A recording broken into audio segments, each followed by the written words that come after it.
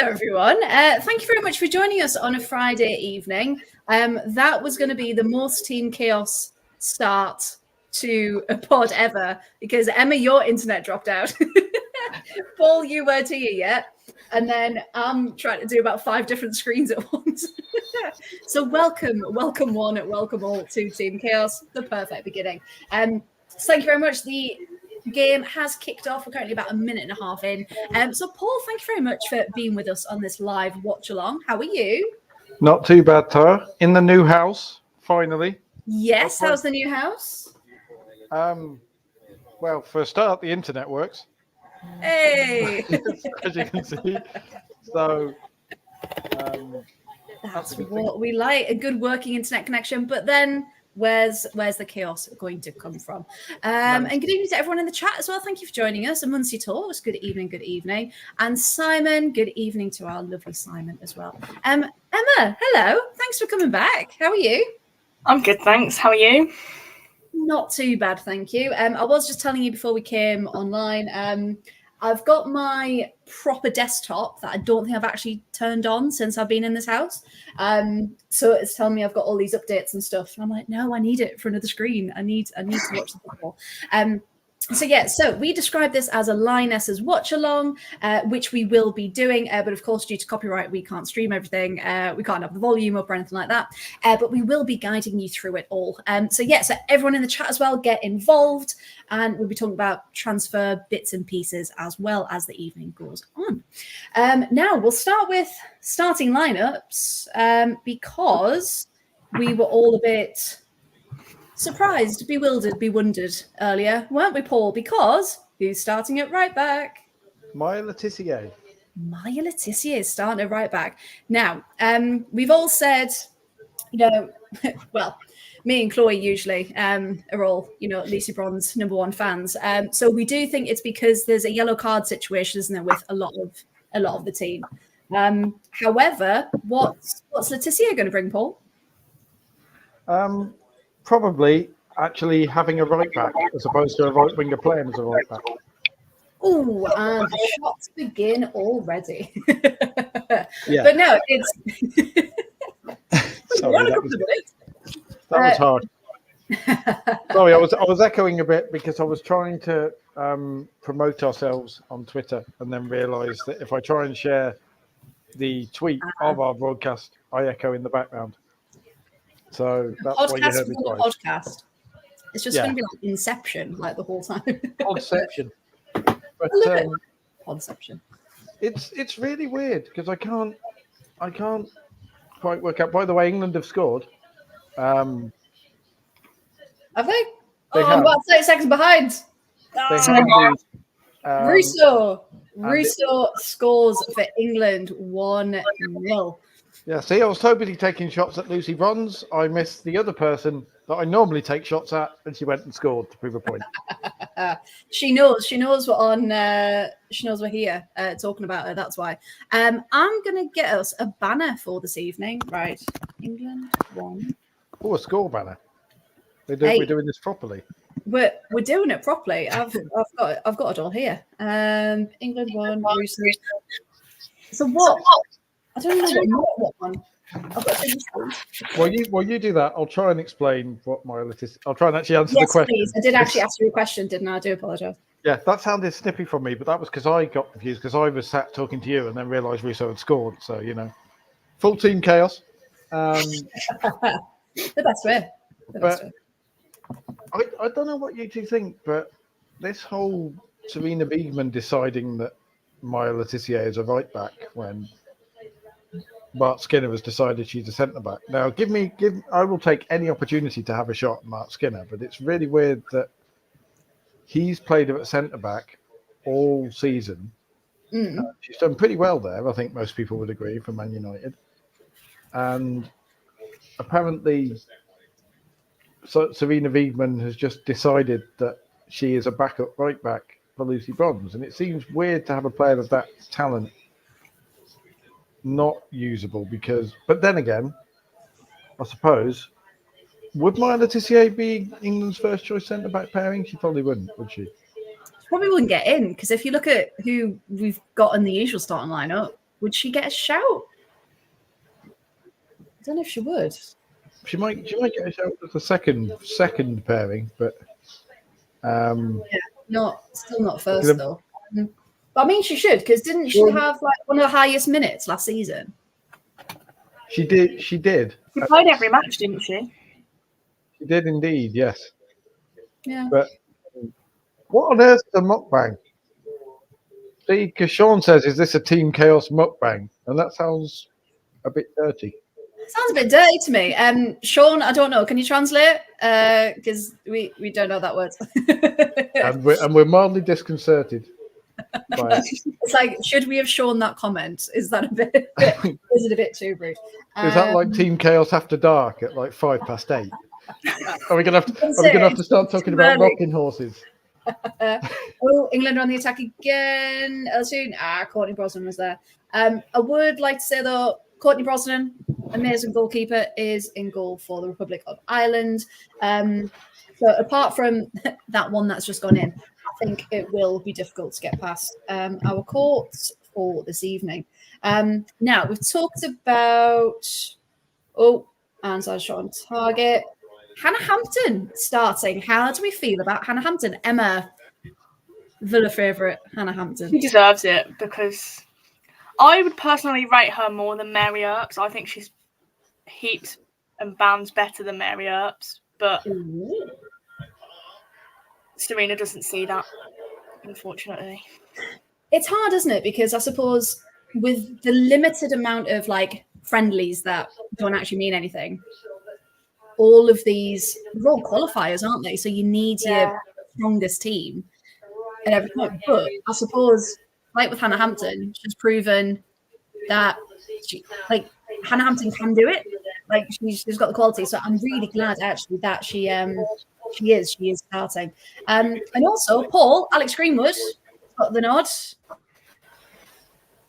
to start. You happy? Yeah, and yes, because it seems silly to say about Alex Greenwood she's underrated, but she is. She's the best. She's. I would argue, in some ways, she's better than Leah Williamson. Like in terms of her distribution. Okay. She's better than Leah Williamson. It depends how Serena wants to play. Because if she wants, to play out the back and have someone who can ping those long balls, I pick Greenwood over Williamson anytime. Like, just so I because. Suppose... Oh yeah, sorry. Williamson's a fantastic player, a fantastic defender, one of the best in the world. There you go. There's the chaos. Here is Nancy. Hi, Nancy. There you go. Yeah, are you going to say hello to everybody as usual? Am I sat on your? Oh, I'm sat on your blanket. That's why you're looking at me unimpressed. I'm sat on your bit of the sofa. That's what the meow's for. There we go. But anyway, she also thinks that Alex Greenwood deserves to start. I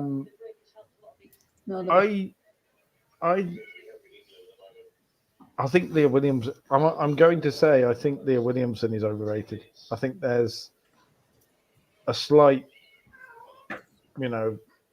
still from the Euros and everything, and I think Alex Greenwood has suffered from that because there's almost this opinion of if Williamson is fit, she has to play. Millie Bright is your big physical centre back.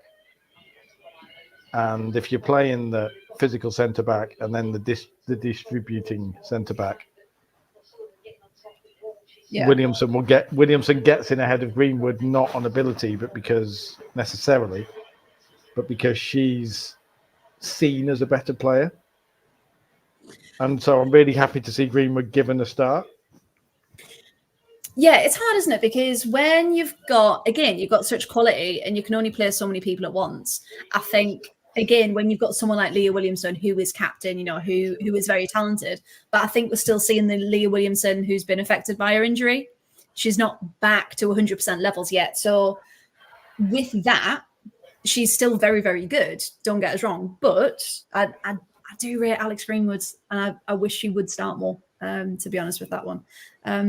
Sean's cleared it up for us. Food eating is a mukbang. There you go.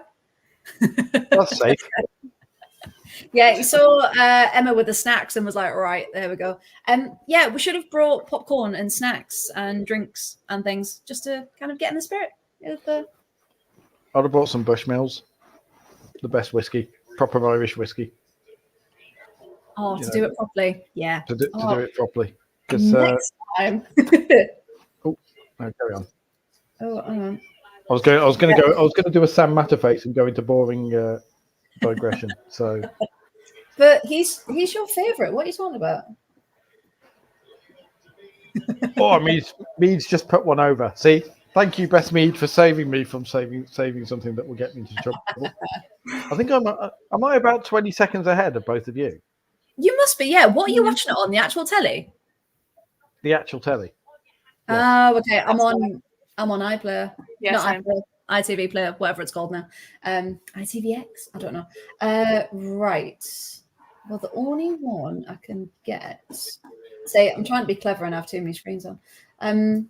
Yes, good. Now, also one massive person missing for the Republic of Ireland, of course, is Katie McCabe. Emma, what do you think? Without Katie McCabe, what's the match going to be like for Ireland? Well, I don't think it'll have much drive. I feel like Katie brings the drive, the forward movement. But what very politically saying it. I still think it'll be a good match because they've still got some like really talented players, like Anna Patton. Well, that's it. We'll be on a pattern now, yeah.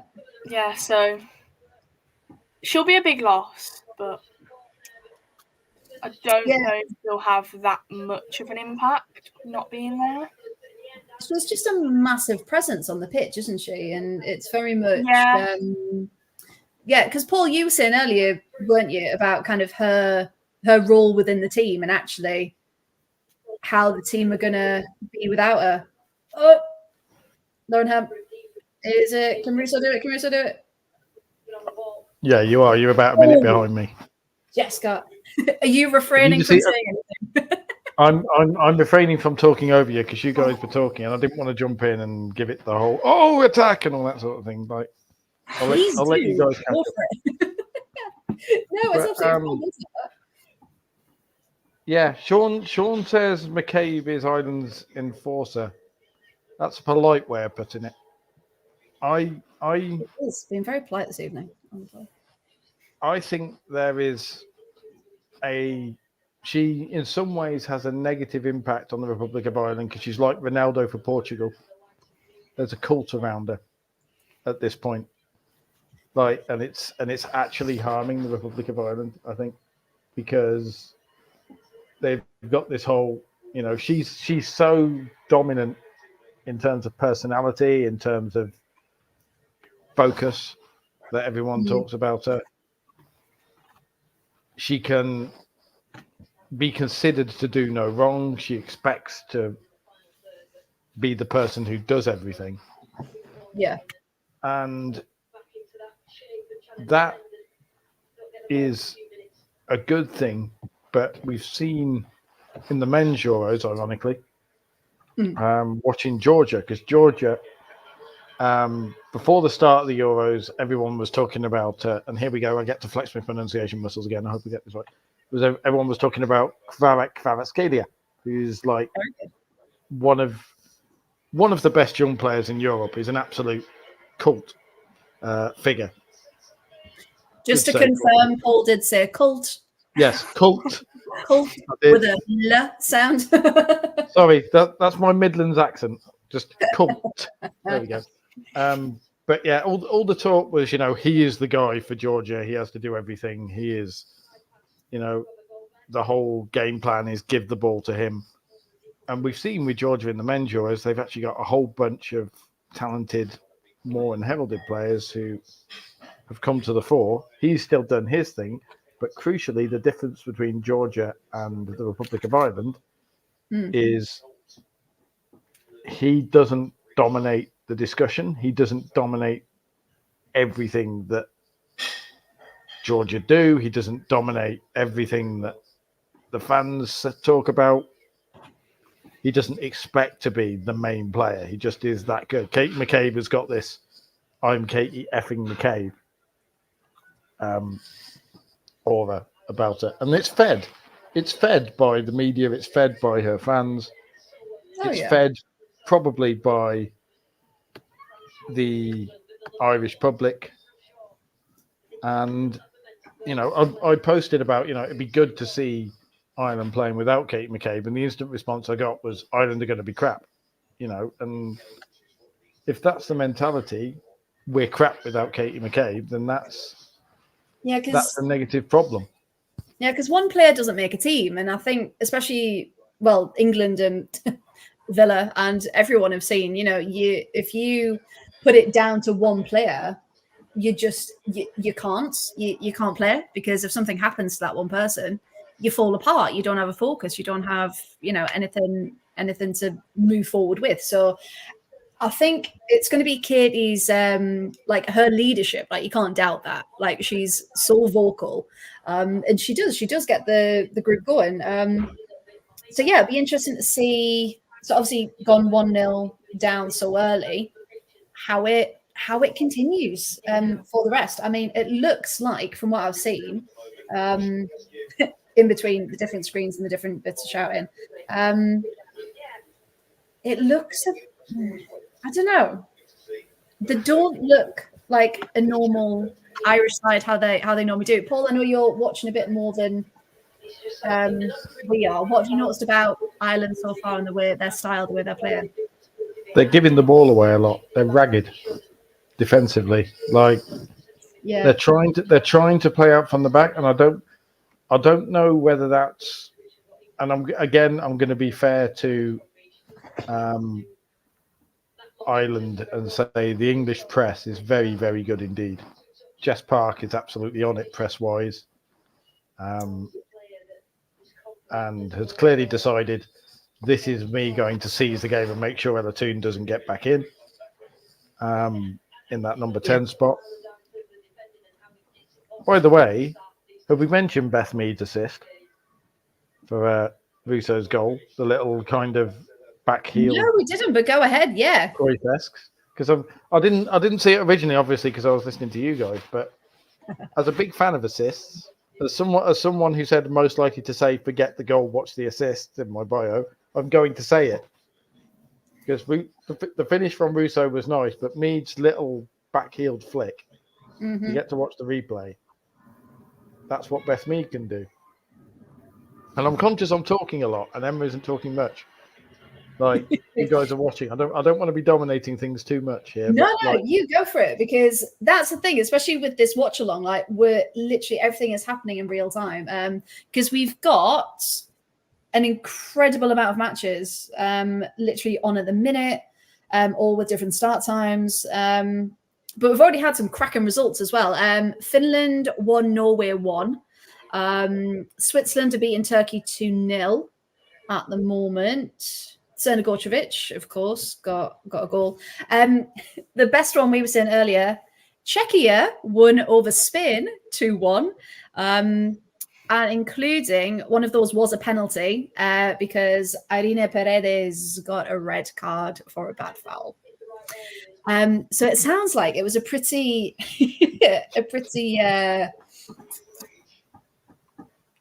what's the word I'm going to look for? Angsty match, that one. What it sounds like. But yeah, what? Write it up on the Spanish. You what? I just quoted Dad's Army. They don't like it up them. I was going to say, because your signal went right at the same time. And I was like, I think that was funny. So I'll just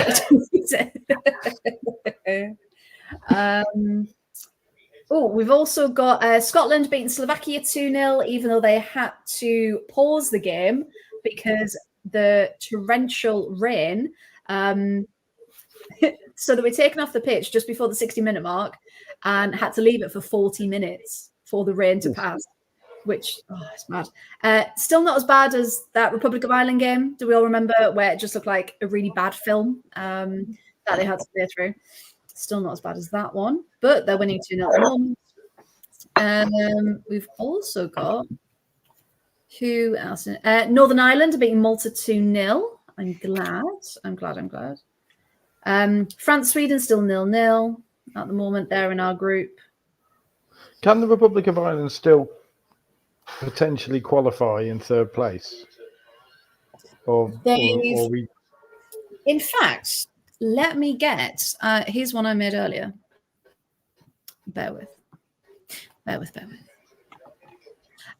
So we are here at the moment. This is how things stand. Okay. So France and Sweden are automatically going to go through as it stands.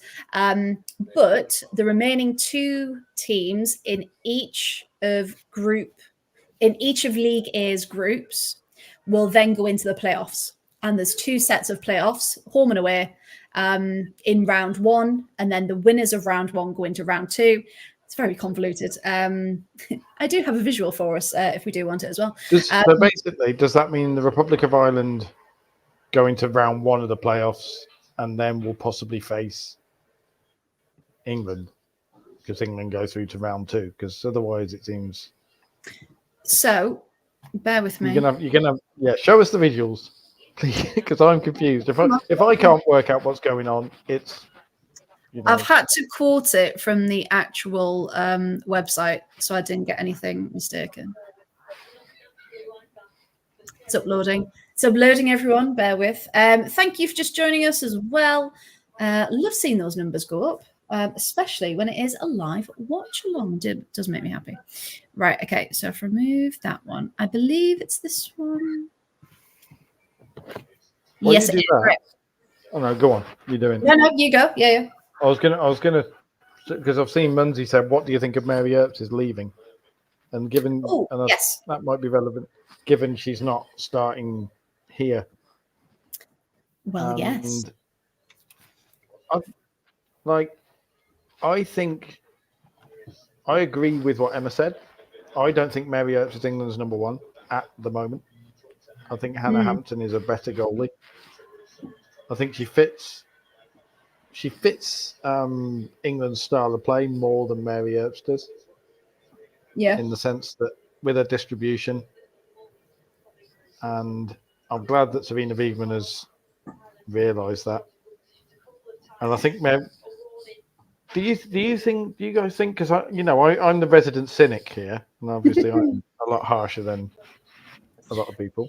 No, honestly, I think, Emma, we've had this conversation before, haven't we? When Hannah Hampton was at Villa, I always felt safe. There was never a question mark over kind of how she was playing, her performance. She was literally that good.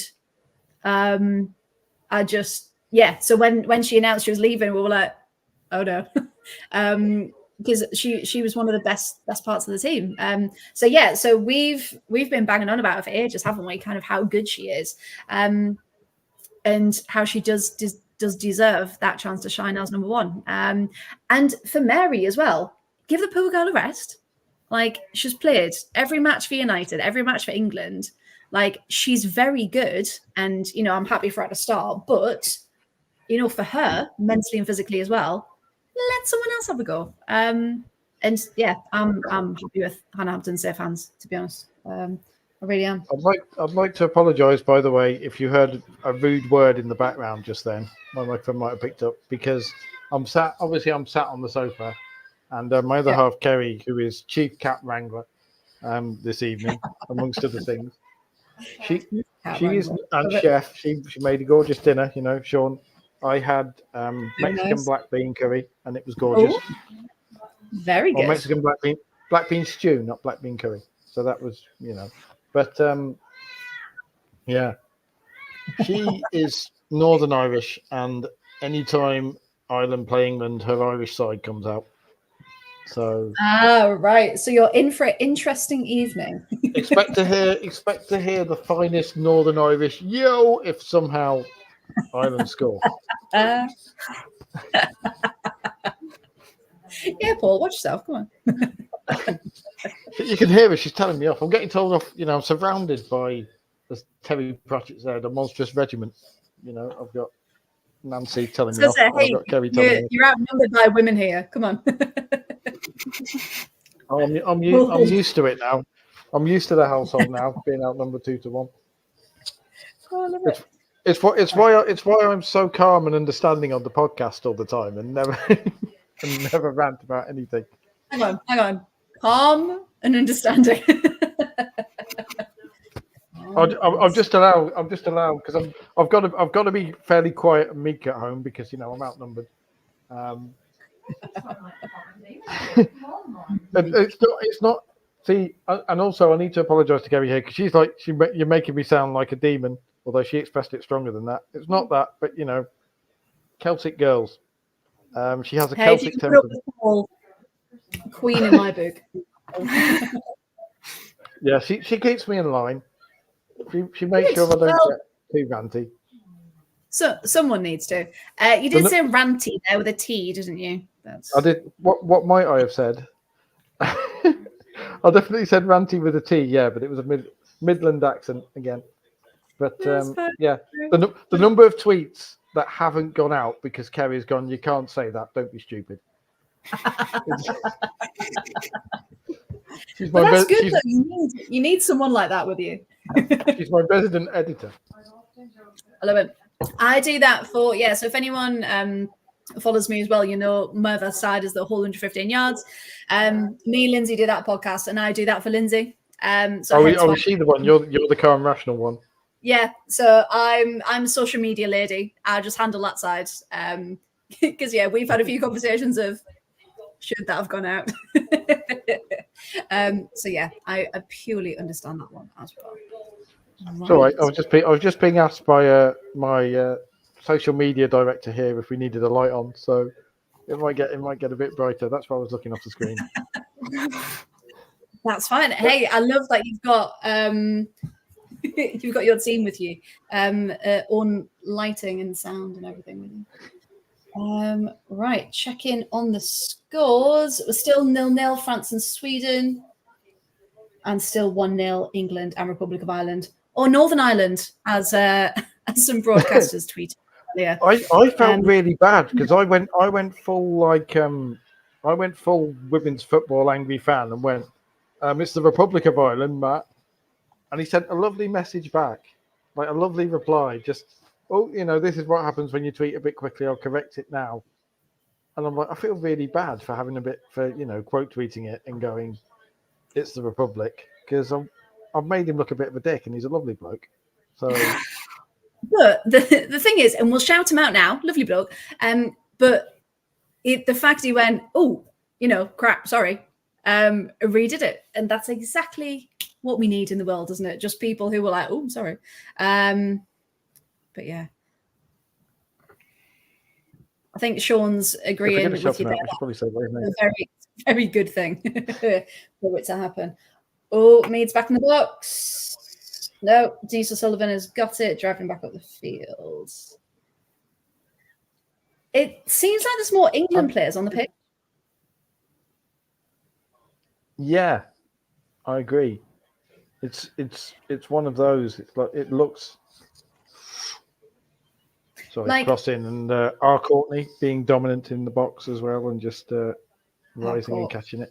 But yeah. Honestly, if people listening to this, if you haven't gone to an Everton women's game, you need to next season and just stand next to Courtney Brosnan in the goal. Obviously not on the pitch, on the sideline, but you might get asked to move. But she's just phenomenal, and I just wish every goalkeeper was a bit of our court because she's brilliant. But no, it's weird because Ireland, yes, they've got nothing to win from the group, but you'd still think it's like pride at this point that they could at least get something. They could get a point. They could get 3. It is a must-win game for England. But yeah, it just seems like there's a lack of fight. And I don't know if that's because Katie McCabe's not on the pitch, so she's not, that driving force. But yeah, it just seems a bit strange that they're just. But they've still got players like Denise O'Sullivan, Rusha Littlejohn, who do have that little bite to them. Sorry, and little bite as well. She's called Littlejohn, but there's no little bite about her. She's an absolute terrier. Yeah, but she's not being that much of a terrier. Like I remember watching Ireland in the World Cup, and she was snapping into every tackle and didn't see a 50-50 ball she didn't like, and all sorts. And she just kind of, and part of me wonders that whether you've got. Do you guys reckon that teams sit off England now? Like they've got this fearsome reputation that and teams just kind of start with this, right, we'll restrict them and then start to play rather than go at them. Emma, do you want to take that one first? I'm not. I don't know.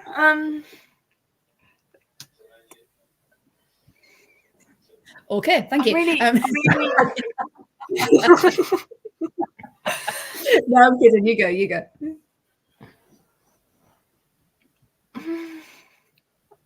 Genuinely, I really don't know.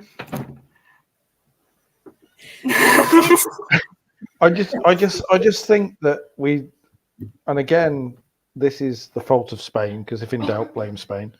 But in doubt, blame Barcelona or Spain is your go-to, isn't it, Paul? It is indeed.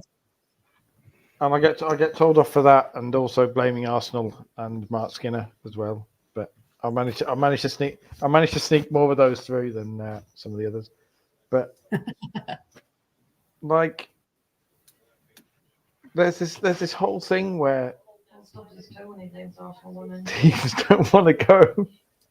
I'm getting heckled here. I just got Paul stubs his toe and he blames Elise Russo for it. It's like No, I think that's a Mark Skinner one. That one. That's a Mark Skinner, definitely. Russo would have missed it. No, sorry.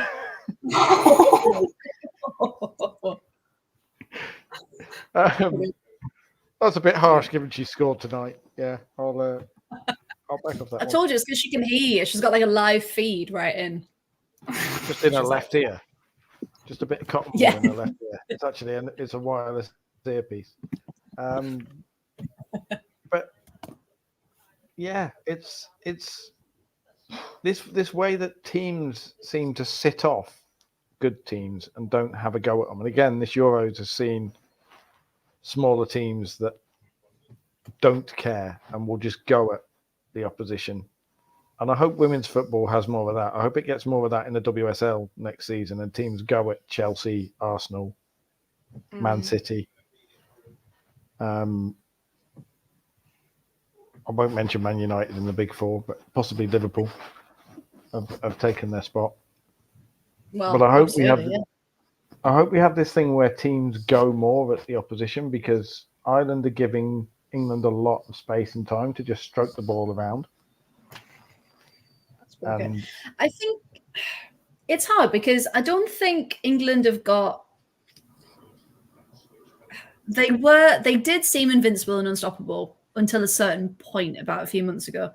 So I think pretty much now players have got this idea that, right, we'll let them have possession maybe, and we'll let them have a bit of fun, but actually we're going to sit in and we're going to make it really hard for them. We're going to get them on the counter. I genuinely think most teams are starting to play England like that now. Because Anna Hampton just had a moment. You guys will see it in about 20 seconds. She just went full Manuel Neuer and then got out of it. So but she got out of it. And I'm just waiting for you guys' reactions now when it catches up. Is anyone being put off as well that everyone's wearing their hair in a bun? And it's like, normally I identify players by their hairstyles, but if you're all wearing buns, then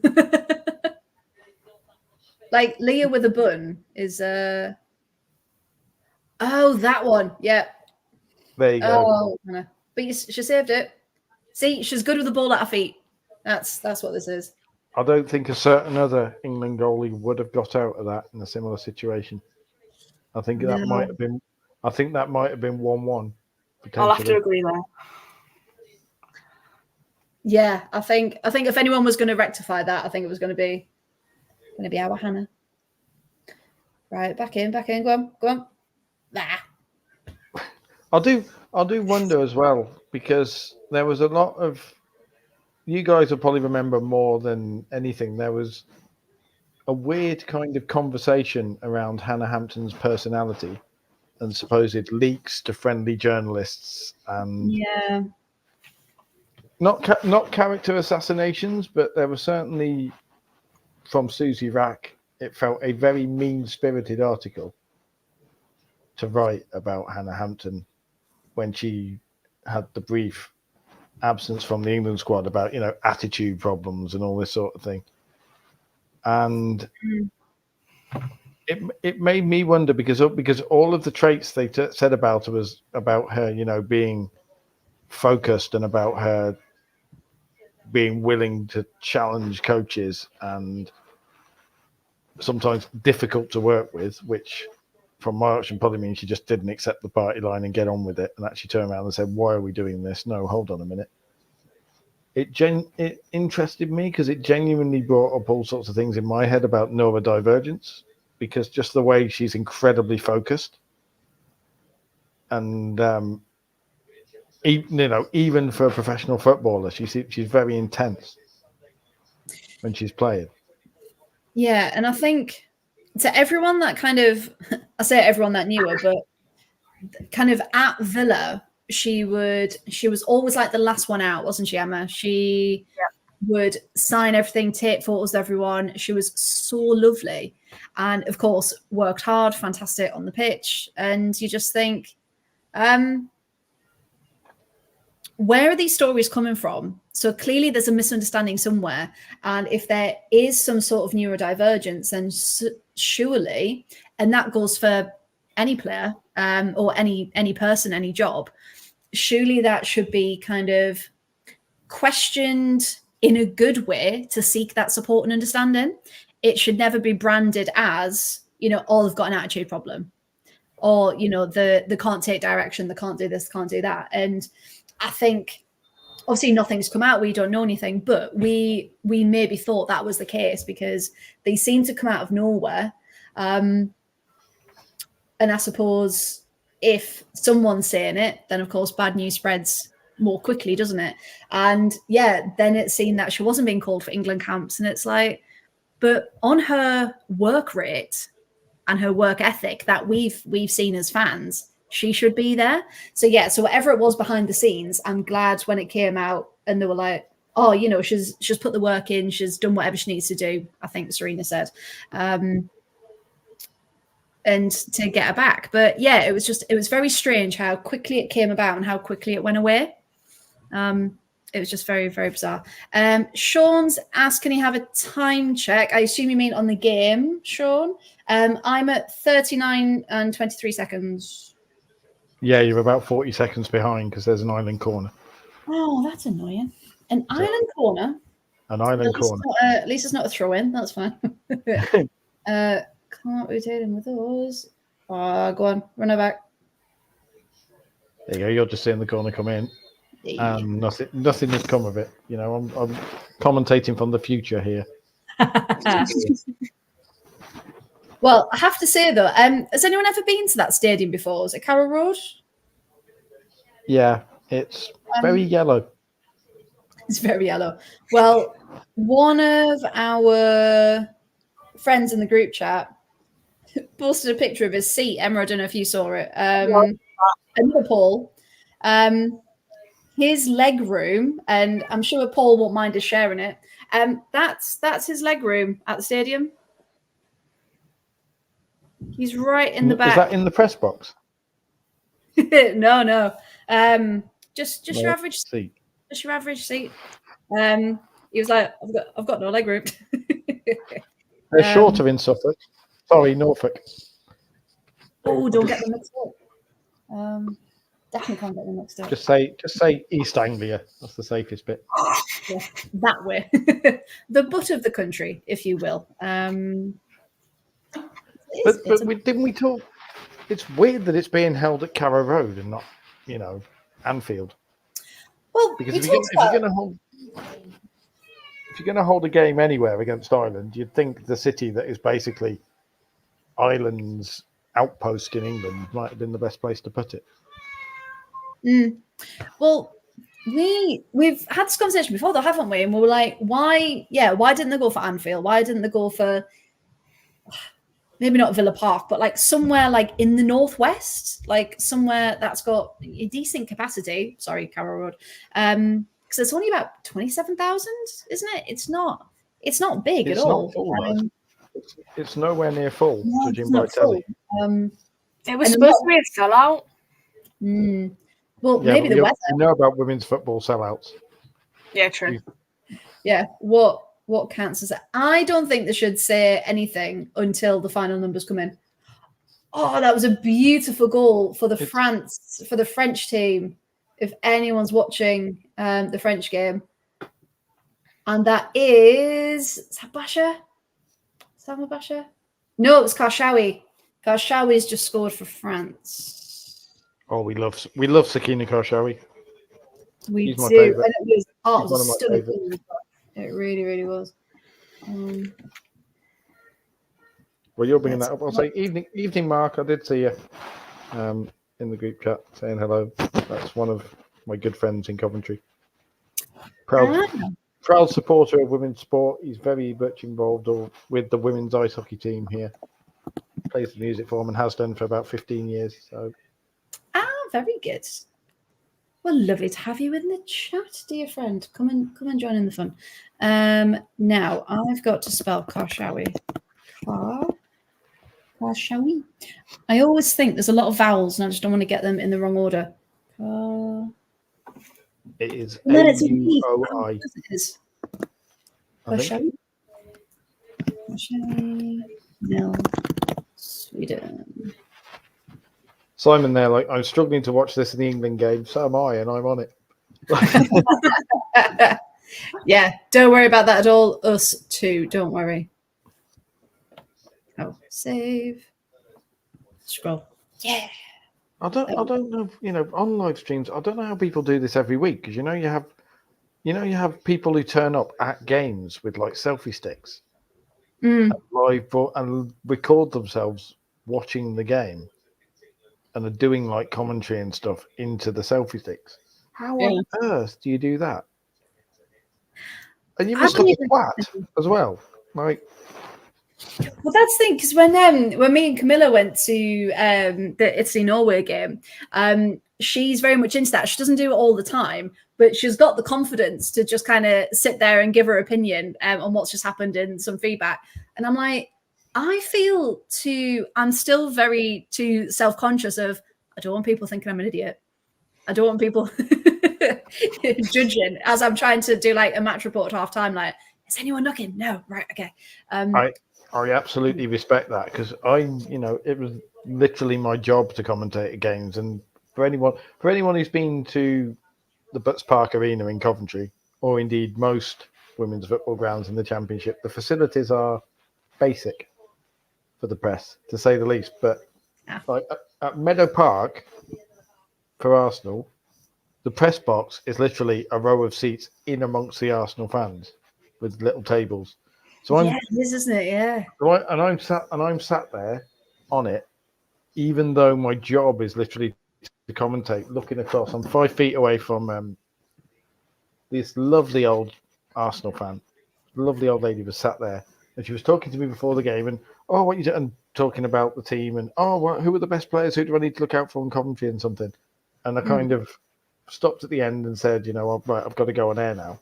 And I was doing my commentary thing and just looked across, and she sat there looking straight at me, watching, because obviously, presumably, it's a novelty for people to actually see, like, commentators doing their thing. Yeah.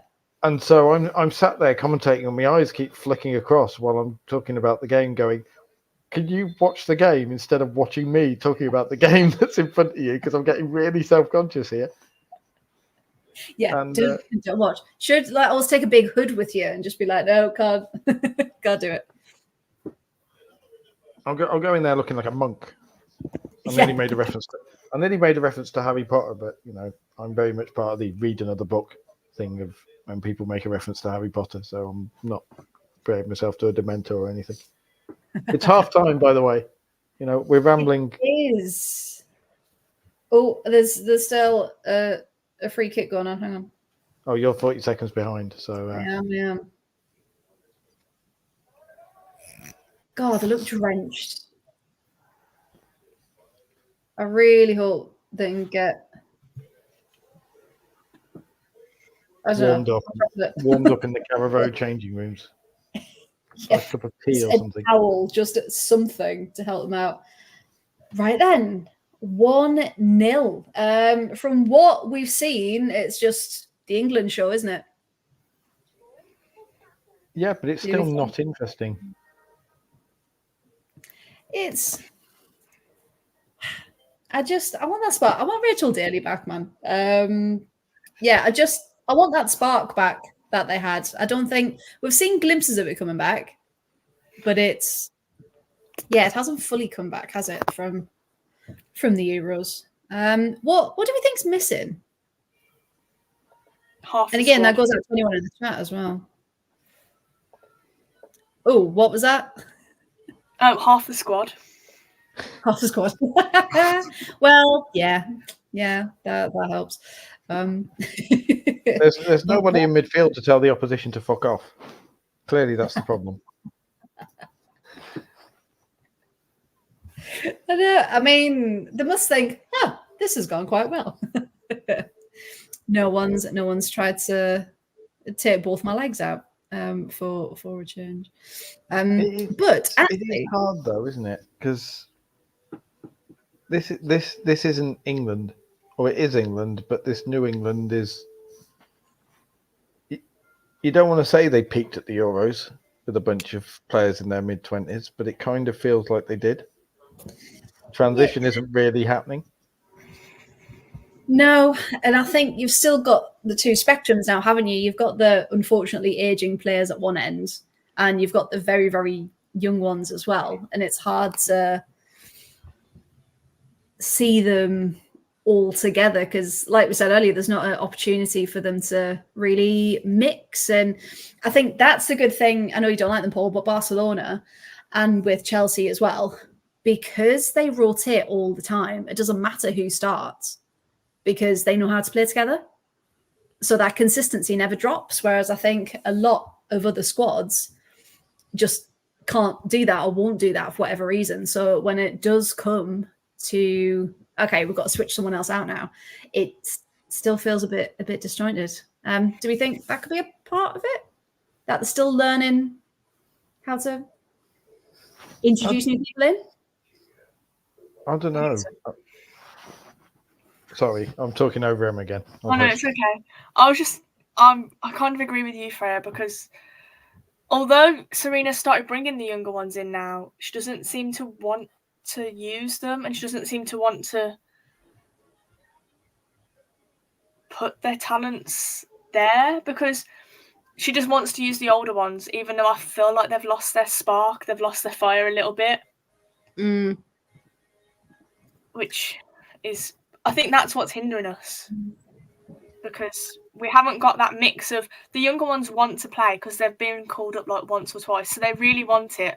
They want their caps, so they'll have the fire when they play and they'll change the game. But putting them on for 10 minutes, they're not magicians, they're humans. So, you know. Well, yeah, no, absolutely. That's the thing. And you just think, well, what could most players do with 10 minutes? You know, what are they going to gain from those 10, 15 minutes at the end?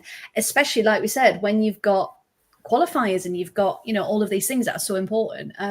Because if she doesn't think you're a starter, and I remember during the Euros, they kind of all said, oh, we've got our role. Like, we know exactly what we're going to do, exactly where we're going to come on.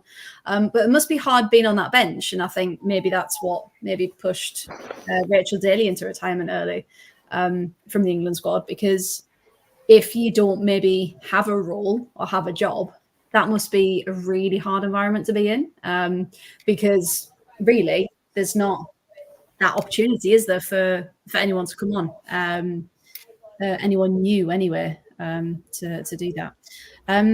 Now, I'd said, oh, there she is. Hi, Chloe. Finally joining us. Thank you very much. Now, so I said I had some visuals to show you earlier, and here they are. Okay, so how the playoffs work. So if you're not too sure why all of these games are happening. So this is all still for qualifications for the Euros next summer. Now, how these playoffs work, essentially. So we've got one more game on Tuesday. So as soon as all the points are in, it's the top 2 teams across League A. So there's 4 groups in League A. And of course, Switzerland, who are hosts, so they get through automatically. The rest of the teams go into the playoffs that will then determine the further 7 places, but there's 28 teams fighting for it. Okay, so round 1, path 1, as it says, and this is all on the UEFA website, quite easy to find rather than the usual FA website that is dreadfully not user-friendly. So round 1, path 1. So these are played in October. Okay, so the international window, that's usually around October, and split into 2 paths. In one path, it's the teams that finish in 3rd and 4th in League A. Okay, so that's England, path 1. They will play the 5 group winners and 3 best ranked runners-up in League C, and the 8 winners then progress to the second round. Okay, so that's what England are contending with. If you're in path 2, the 4 group winners and 2 best ranked runners-up in League B will be drawn into 6 ties against the remaining 2 runners-up and 4 third-place teams in League B, and the 6 winners progress to the second round. Okay, so from both paths, you'll get the winners. Then round 2 happens, which is between end of November and December. And the teams from both paths then come together, right? And will then be drawn into 7 ties with seeding for the 7 highest ranked teams based on their league rankings overall. So everything to this point. So that includes obviously points, but goals for, goals against, disciplinary records as well. So all of the yellow cards that England got in their last match. So it might all come back to bite them. You never know. So then the 7 winners progress to the final tournament. So this hasn't come up as big as I would have liked. So I'm just going to go. How about, yeah, there we go. I'll hide us all for a second. So what happens? You've got League A, League B, League C, and you've got the 6 from League B. So they all play each other. Then you've got the top 8 are direct qualifiers. So to this box over here. Then you've got round 2. You've got 6 and 8 winners respectively, all play each other. 7 then go on to qualify. 7 then are knocked out. Okay. So let's get us all back in. Ta-da. So we have 8 qualify straight away because they're the winners, plus Switzerland as the host. 7 further teams then qualify from the knockouts. So overall, there's 16 places to be won. Okay. Now, I know that was quite a lot of talking and a lot of words and a diagram that doesn't quite make much sense. So blame UEFA for that one. But like I said, it is all on the UEFA website if you would like to know any more. However, I do also have, because I was having fun earlier with my data. So, well, that's Tuesday. No, Friday. Wherever you go. Okay. So Friday looks like this. Okay, so these are all the teams in Group A.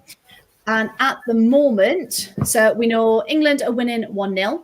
France are currently winning 1-0 against Sweden. Netherlands, Italy in Group A is currently 1-0. And the second half is just beginning of that match now. Finland, Norway ended 1-1. This was another shocker, actually. Let me just get it up. Did anyone see the score of the Germany match? Did they lose to Poland? No. So Germany are here with Iceland. Germany lost 3-0 to Iceland. 3-0. So yeah, Germany they're not having a good time of it. They're really not. So who's in the lineup for Germany then? Let's have a look. That's worrying because does that mean if England end up in the playoffs, they could face Germany? Because that's genuinely worrying. To be fair, though, Germany's last couple of matches they haven't performed well, so I wouldn't actually. I mean, I don't want to say I wouldn't be that worried. There's always the possibility that because they're Germany. But yeah, I don't think they're as big of a threat as they have been, to be honest. But yeah, possibly in the draw. The draw itself will take place next Friday on the 19th at 11 a.m. I want to say. I could be making that up, but I think it's Friday. So then we'll know who is playing each other. Have we discussed the absolute batshittery that the winners of the Euros have to qualify? By the way, so there is genuinely a potential that England can't defend their title because they've screwed up qualifying. Yeah, it's like you'd think a bit like. I don't know, you just assume previous winners, isn't it? But then, I don't know, is it not fairer that they've got to qualify along with everyone else? Does winning not to get a place? Does winning not earn you a pass to the next tournament? It should, a bit like Eurovision, shouldn't it? Like you get Well, it always has in the World Cup. It always has in the men's competition. And it was one of the whole reasons they brought in the Nations League, so that teams that didn't need to qualify actually got competitive games in the 2-3 years.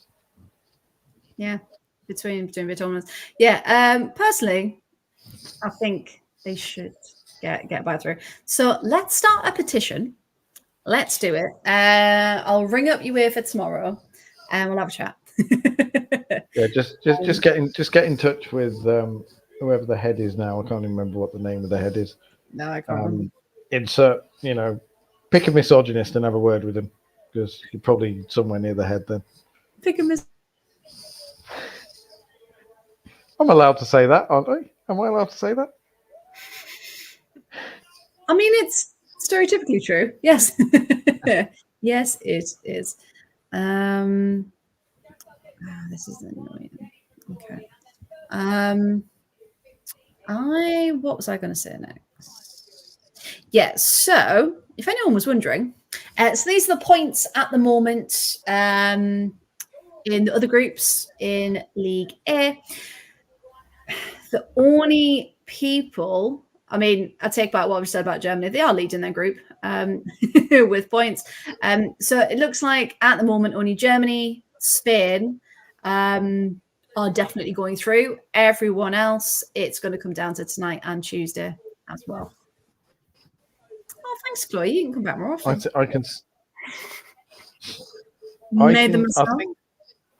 I do like the design of the flags. Very. Thank you. I can't take credit for that, unfortunately. But I did quite like them. I did think they were quite cool. But our group looks like this. So for England, it's a must win tonight and Tuesday as well. Because, well, just for any tournament, it needs to be, the higher up you are, the better it's going to be. So currently France are winning. So that'll take them to 12 points. If we obviously win, that'll take us to 10. So hopefully, so we're against Sweden next, aren't we? Yeah, so we need to win against Sweden as well. Now, the second half looks like it's coming back, and it looks like there's going to be some changes. Simon, you're keeping us right as well. Looks like Millie Bright and Niamh Charles might be coming on. I've just seen Charles warming up. Leanne Kiernan as well for Ireland. They might be going for it.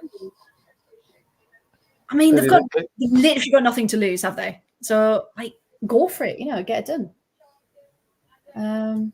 Who's that as well? Is that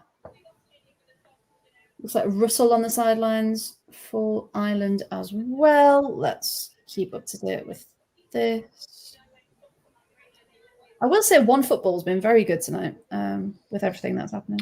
Classic women's football, about 20 seconds ahead. Just audibly heard Leanne Kiernan leaning back to the bench and going in the broadest Irish accent, "Who am I coming on for then?" So, classic women's football, well planned there. No, I love that. What's the plan? Do we have one? No. Do we have one? Just put your boots on and off you pop. There you go. Right. And I'm trying to work out on who Julianne Russell has just come on for, because I'm looking at the graphics here. And she's come on, but I didn't see who's come off, so that could be fun.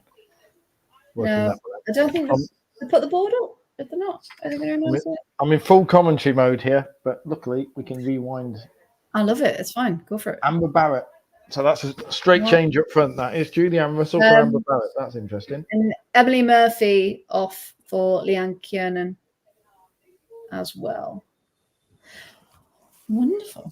I've just seen, so I've got the subtitles on, and it says Eileen Gleeson will have been impressed with the first half. Would she? Would she?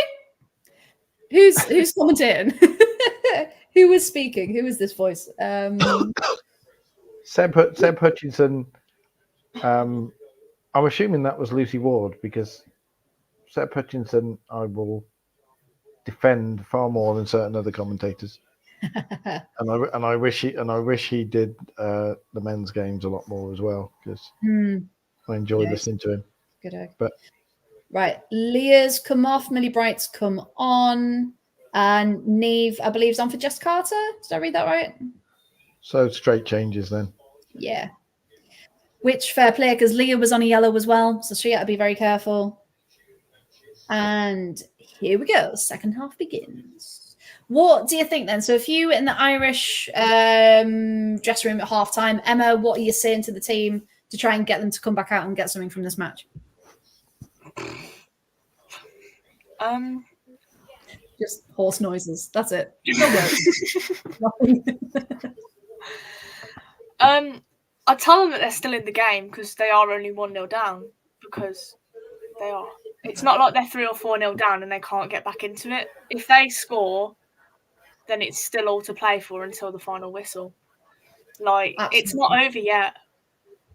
So, yeah, I'd be telling them not to, like, put their heads down yet, because they are still in the game. Yeah, absolutely. And 1-0 is probably the hardest scoreline to keep, because anything can literally happen right until the last minute, can't it? Paul, what would you have been saying at halftime? I might have gone full Father Ted. Get the ball forward. Go on, go on, go on. Like, literally, just have a go at England. Like, England on the attack again. Lauren Hemp cross into the box. Anyone on the end of it? No. We had a moment. We had a moment there. Here in the future, Ireland are already starting to have, Leanne Kiernan coming on as actually. If that was the plan, because Leanne Kiernan will run at players, and they haven't been doing that in the first half. Leanne Kiernan, I hate to keep comparing it to the men's game, because they're supposed to be separate games, but in the sense, Leanne Kiernan is very much like England commentators have been screaming at Southgate, bring on Ali Watkins or Tony, because she will run into those spaces. She's a very full throttle type of player. Yeah, already you can see again in the past, she's just completely dominating down that wing, isn't she? Just taking no prisoners. She was just going for it, and that's what they've needed. So I'm glad, in a sense, that Gleeson's made that change, and she's gone for it. She knows we need to change with that one. I like this Ireland. This is the proper match that we've been looking for. Yeah, an Ireland who want to go forward and take England on, rather than just kind of sit there. And teams give England too much respect, I think. Yeah, absolutely. Like, don't do it. Just make them prove why they're champions. Don't kind of respect them and kind of almost give them it. Good evening to Claire. Hello. Thank you for popping by. come and join us in Lioness's Land. We are loving the little chat as we watch everything that is going on. But yeah, at least Ireland have come out with a bit more fight about them, which I absolutely love. Right now, Seb Hutchinson's just put the commentator's curse on it. This looks set to be a comfortable game for England so far. oh, why have you said that? No. Leanne Kiernan banger incoming. Yep. From the halfway line. That'll be it. Oh, feisty. They are actually playing Ireland in the England half now. Like, you're going for it. Yeah, I think Gleeson has definitely said something. Yeah, she's definitely all got them fired up. But yeah, Beth Mead needs to be careful. She's being very feisty. And I don't think she's as maybe subtle as she thinks she is. And in the future, Beth Mead knee injury. Sorry, everybody. She's gone legs first into the advertising hoardings, and she's now lying on her back. Oh God, is she? Clawing at her knee. Well, not clawing. That's a bit overly dramatic. But she's definitely doing the, grabbing her left knee and going. No, Beth. She's picking herself up at least. Good. So. But yeah, that was that was. Oh, I've just seen it. Yeah. Pat has gone over to her. Which knee did she do the ACL of? Just for future reference, because it looked like she was holding her left knee. I don't know. Let's have a look. Google which knee. Possibly put it slightly more politely than which knee did Beth Mead do? Which Yeah.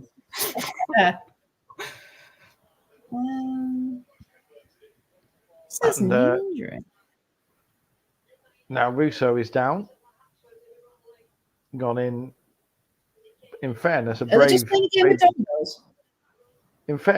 great ball from Jess Park. Like one of those horrific balls for defenders right the way across the 6-yard box. Russo's gone for it, stretched it, missed it, and then collided with Courtney Brosnan. But given that they've all picked themselves up, I'm assuming it was your bog standard forward versus goalie. Yeah. You guys will see it in a few seconds. Yeah, just seen it. Yeah, when everyone's in a heap and they just kind of go, "You all right? Yeah, good, right." We can continue.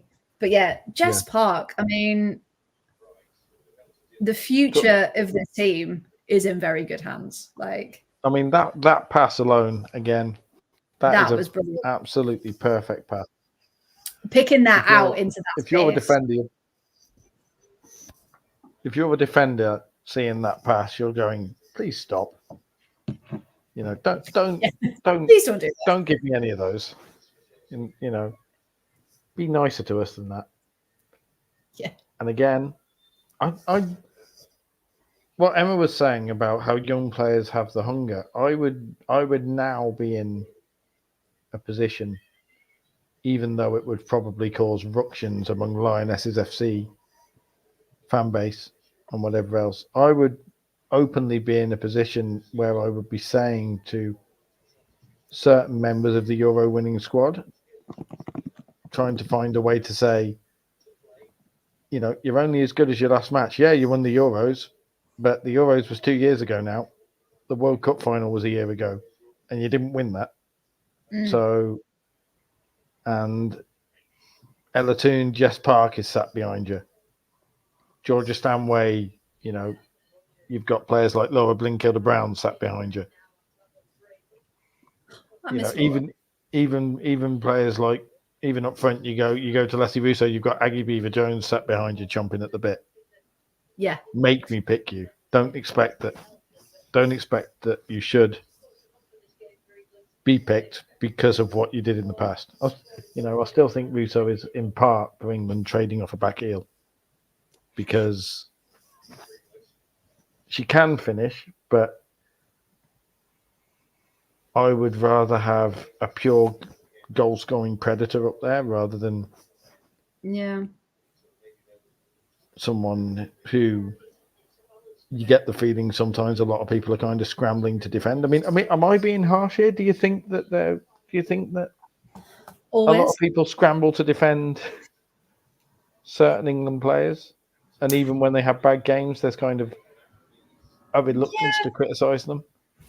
Yeah, I think that happens with kind of whatever team you support, though, really, isn't it? When you know what people are capable of, and it's hard to then see them have a bad game and focus solely on that, because you're very much, I mean, right, take Lucy Bronze, for example. People might say we're biased, whatever, but you've got that image of that, just the career, everything that she's done, and you're like, just let her have a game, like, just, she's human.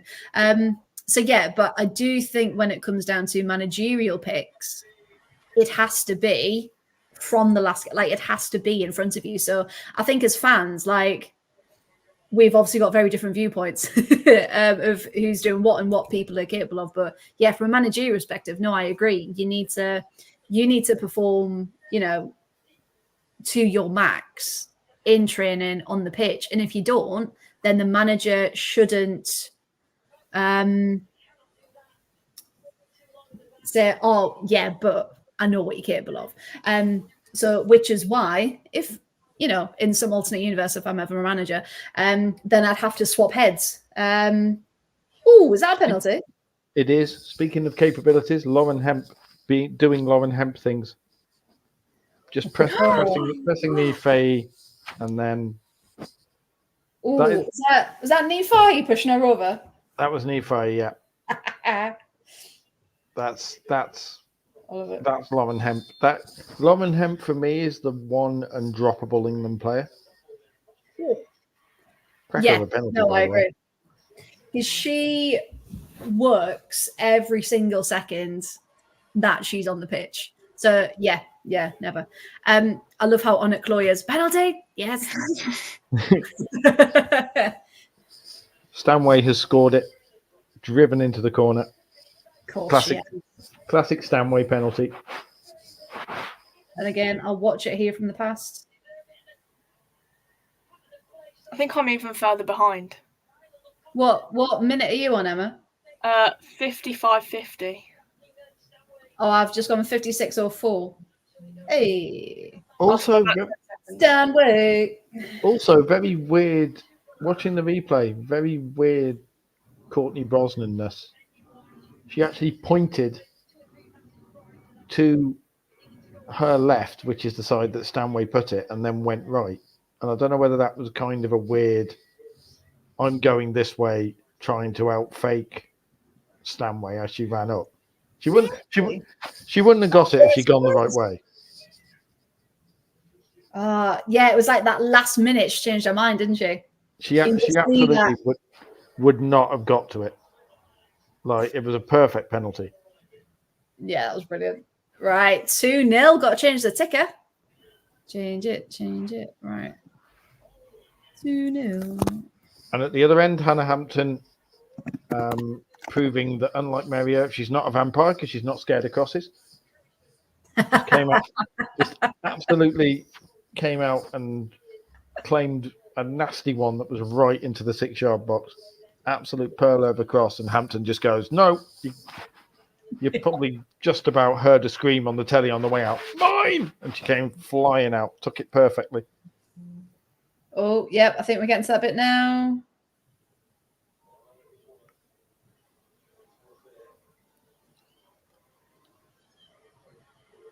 And Ireland. Oh, that was a beautiful catch, wasn't it? Oh, beautifully taken. Hampton. That's dominating your area, that. Yeah, and that is very much like, again, like we were saying earlier about safe hands, like the control on that's just like, nope, man, you're not taking it. Especially with a wet ball as well. People underestimate. You're trying to take that with a wet ball.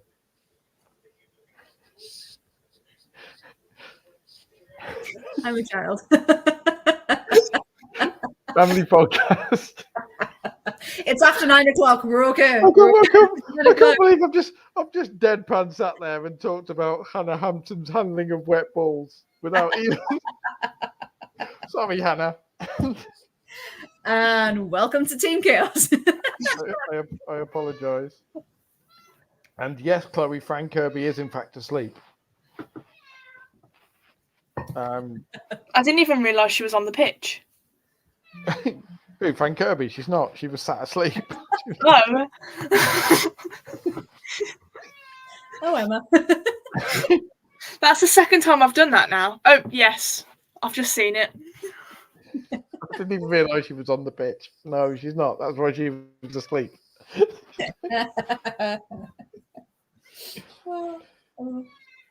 We've transfers, by the way. Frank Kirby has some reinforcements in Brighton. Now the game's settled back down again. What do you guys think of Katie Robinson joining Villa? I think it'd be a nice touch, but I'm not. Yeah, same as Freya, really. I'm not.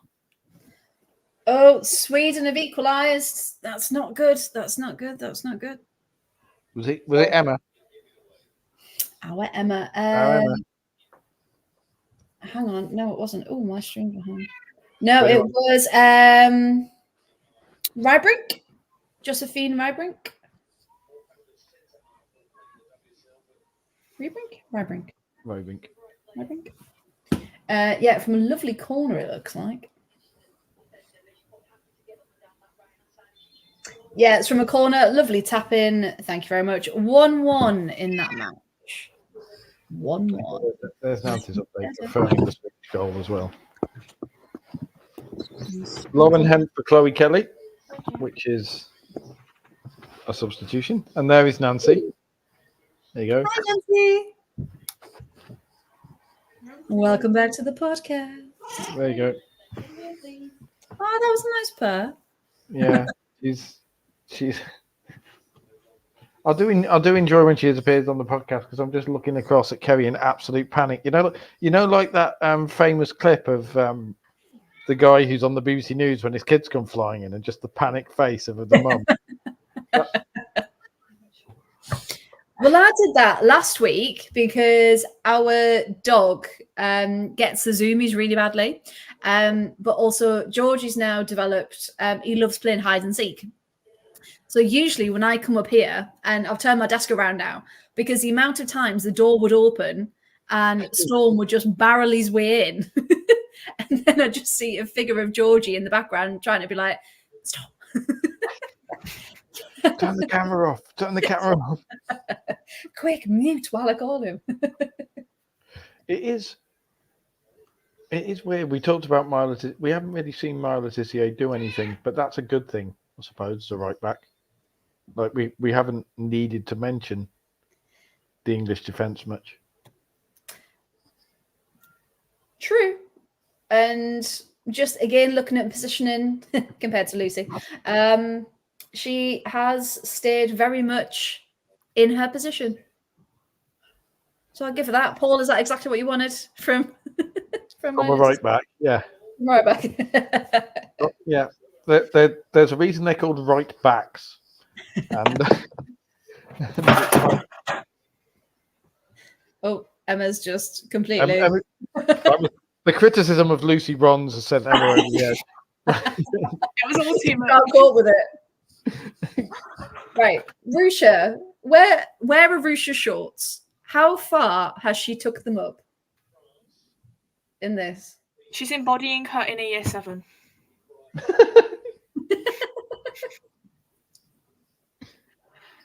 Oh. Head tennis in the box. Oh. There's a bit of shoulder barging going on. Yeah, that's never going to get given. No. Not even VAR. Oh, a classic 40 seconds ahead, classic agricultural Irish clearance. Loose ball breaking very briefly for Jess Park, and then it's hammered about 50 yards. Proper Peter Kay fashion. Yeah, these Ireland have come out with a fire now. Like these, like I can feel the impact of these tackles. Like that's what's happening. Whereas before it was kind of like a. Eh. Yeah, that's a good ball over the top. Ireland on a break, but again, Julianne Russell is offside because of course she is. Does anyone else have that? Because women's football doesn't really have VAR as much or anything. Like when offsides happen, it's just really disappointing. You just kind of sit there and go, huh. But they always happen late in women's football, and it's really weird. Yeah, and then you just think by the time something's actually happened, you're like, could have just got on with the game, to be honest. Yeah. I love that Rusha's just running into people now. There's the shithousery we want. Come on, Rusha. I mean, I'm not going to say anything about Rusha Littlejohn feeling the need to upstage Katie McCabe because that will lead into a. Hey, she has her own moments. She doesn't. She doesn't need to. That will lead in. You know, anyone familiar with women's football drama, and we're not Hello magazine, so we don't need to. Chloe, they're watching on ITVX. That's why they're slow with offsides. I told you should have brought her on the pod tonight. She's got the one-liners. Simon, she also doesn't pull the socks up as much as Lucy Bronze either. Hey, if it helps you play, well, I'm never going to judge, am I? Good old Lucy. I will just say though, Simon, was this aimed at me and Chloe by any chance? With this one. That's that Coventry shithousery there. That's the proper Cov going. Go on, Simon. Get that Coventry bluntless in there. But it's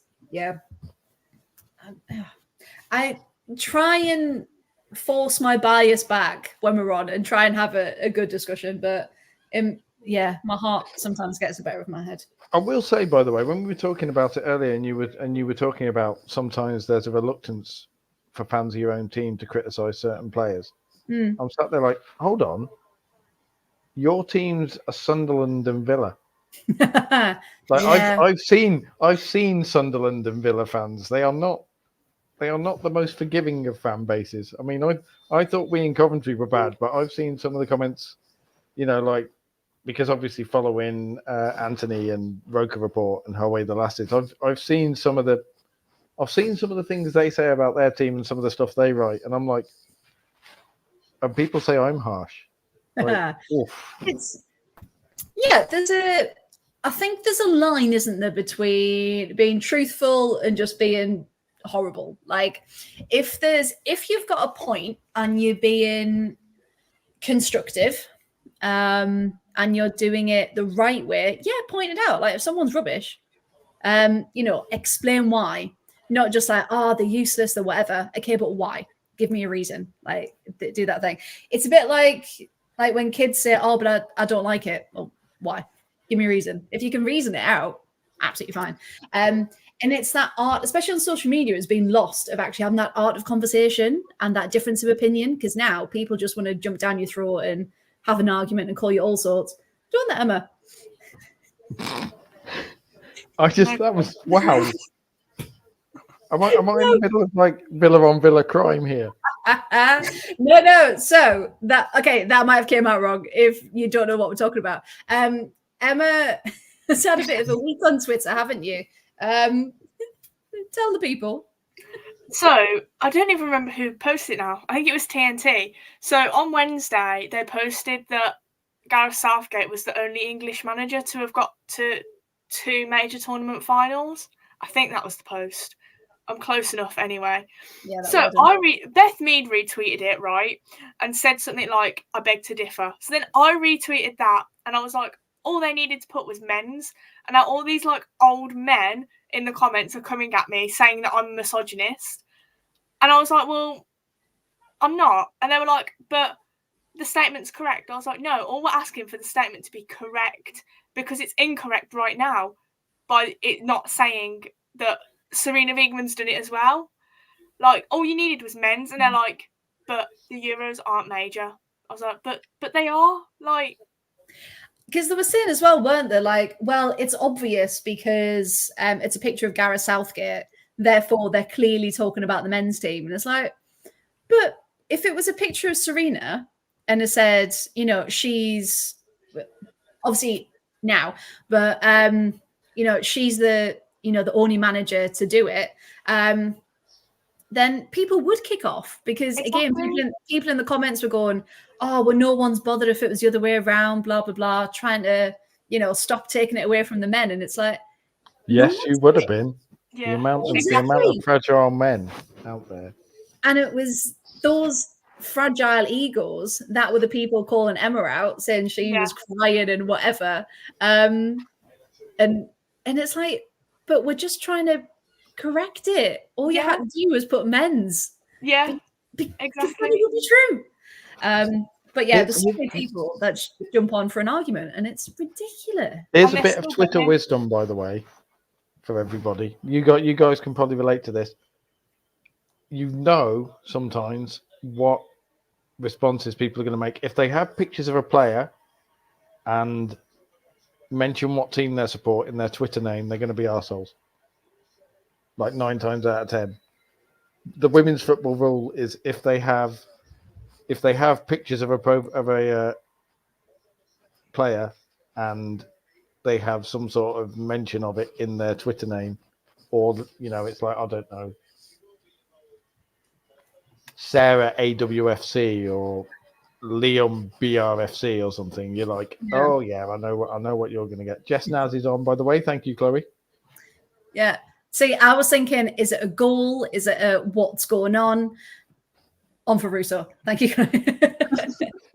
That's interesting. That's a change in formation. Well, it's either a change in formation or it's who goes number 9. Because Jess Naz plays wide, doesn't she? She does. Does she ever play in a more central one? She doesn't, does she? She's usually on the wing. Oh, she's a cracking winger. And now there has been a hush because there is a player down and everyone's a little bit unsettled. So I can't see who it is, or even if it's England or Ireland. But here in the future, there is a bit of concern about. Oh yeah, My Letitia went down after a head collision with who's that? Blonde? Is it Lily Ag? Who's on foot? No, 20. Is that Kiernan? That's Kiernan. I hope that. Well, obviously, you hope whoever it is are okay, but I particularly hope it's that Leanne Kiernan's okay because she's just come back from a nasty one. Yeah, it was just a clash of heads, wasn't it, coming for the ball? But yeah, we hope they are okay. And while there is a bit of a lull, I've just had a notification: Leon contact Arsenal over bid for Katie McCabe. Oh, imagine. Now, do we think Katie McCabe would ever leave Arsenal? Yes. Okay. Absolutely. Yeah, apparently they're targeting her. They have made initial contact to inquire if there's any possibility of a transfer, according to the report. So again, we know transfer rumours, this can all change. But yeah, apparently they're targeting Katie McCabe. Imagine the absolute chaos on women's football Twitter if Katie McCabe moves to Lyon. The amount of Twitter handles that will be changing. The amount lose half fans. Lose half fans, yeah. Well, Player FC. Did you see? Ooh, that was nervy from Brosnan again, and it's all a bit chaotic. Ireland looking a little bit ragged, but it is away. But there was a survey, and I would have asked about this anyway, but because it really annoyed me, and I wondered if I was just being silly and let people live and all that sort of stuff, or genuine annoyance. There was a survey done about to try and see if Player FC was actually a thing in the women's game in a way it really isn't in the men's game. Yeah. And the question was basically, if these players, yeah, you've just caught up with that. Why wasn't she on sooner? I mean, I'm glad Serena's brought her on with actual like time to play. But yeah, she's brilliant. Yeah, sorry, Paul. So the survey. And the survey was the basic question was: would you consider changing team allegiance to follow a player? And obviously, the players they used were. Oh, I think I saw this. Yeah. And the players they used were Miedema and I can't remember who the other one was, but it was another. It may have been Russo or Mary Earps. And I know who retweeted it. Bear with. or was it Frank Kirby? It might have been Frank Kirby. But either way, for Miedema, 57% of the respondents said they'd switch teams from Arsenal to follow Miedema. Yeah, so it was She's a Baller, I think, did it. And it was 47% said they'd move clubs to support Fran and 58% for Viv. Yeah. I mean, that whole 47% was Chloe. So, like, just answering over and over again. But just the madness, especially with Arsenal fans being as passionate I mean, as they are. Yeah. And again, I think because my personal experience of it is because I've lived in so many different places, I've got connections with different clubs for different times and different memories, things like that, different friends and that kind of thing.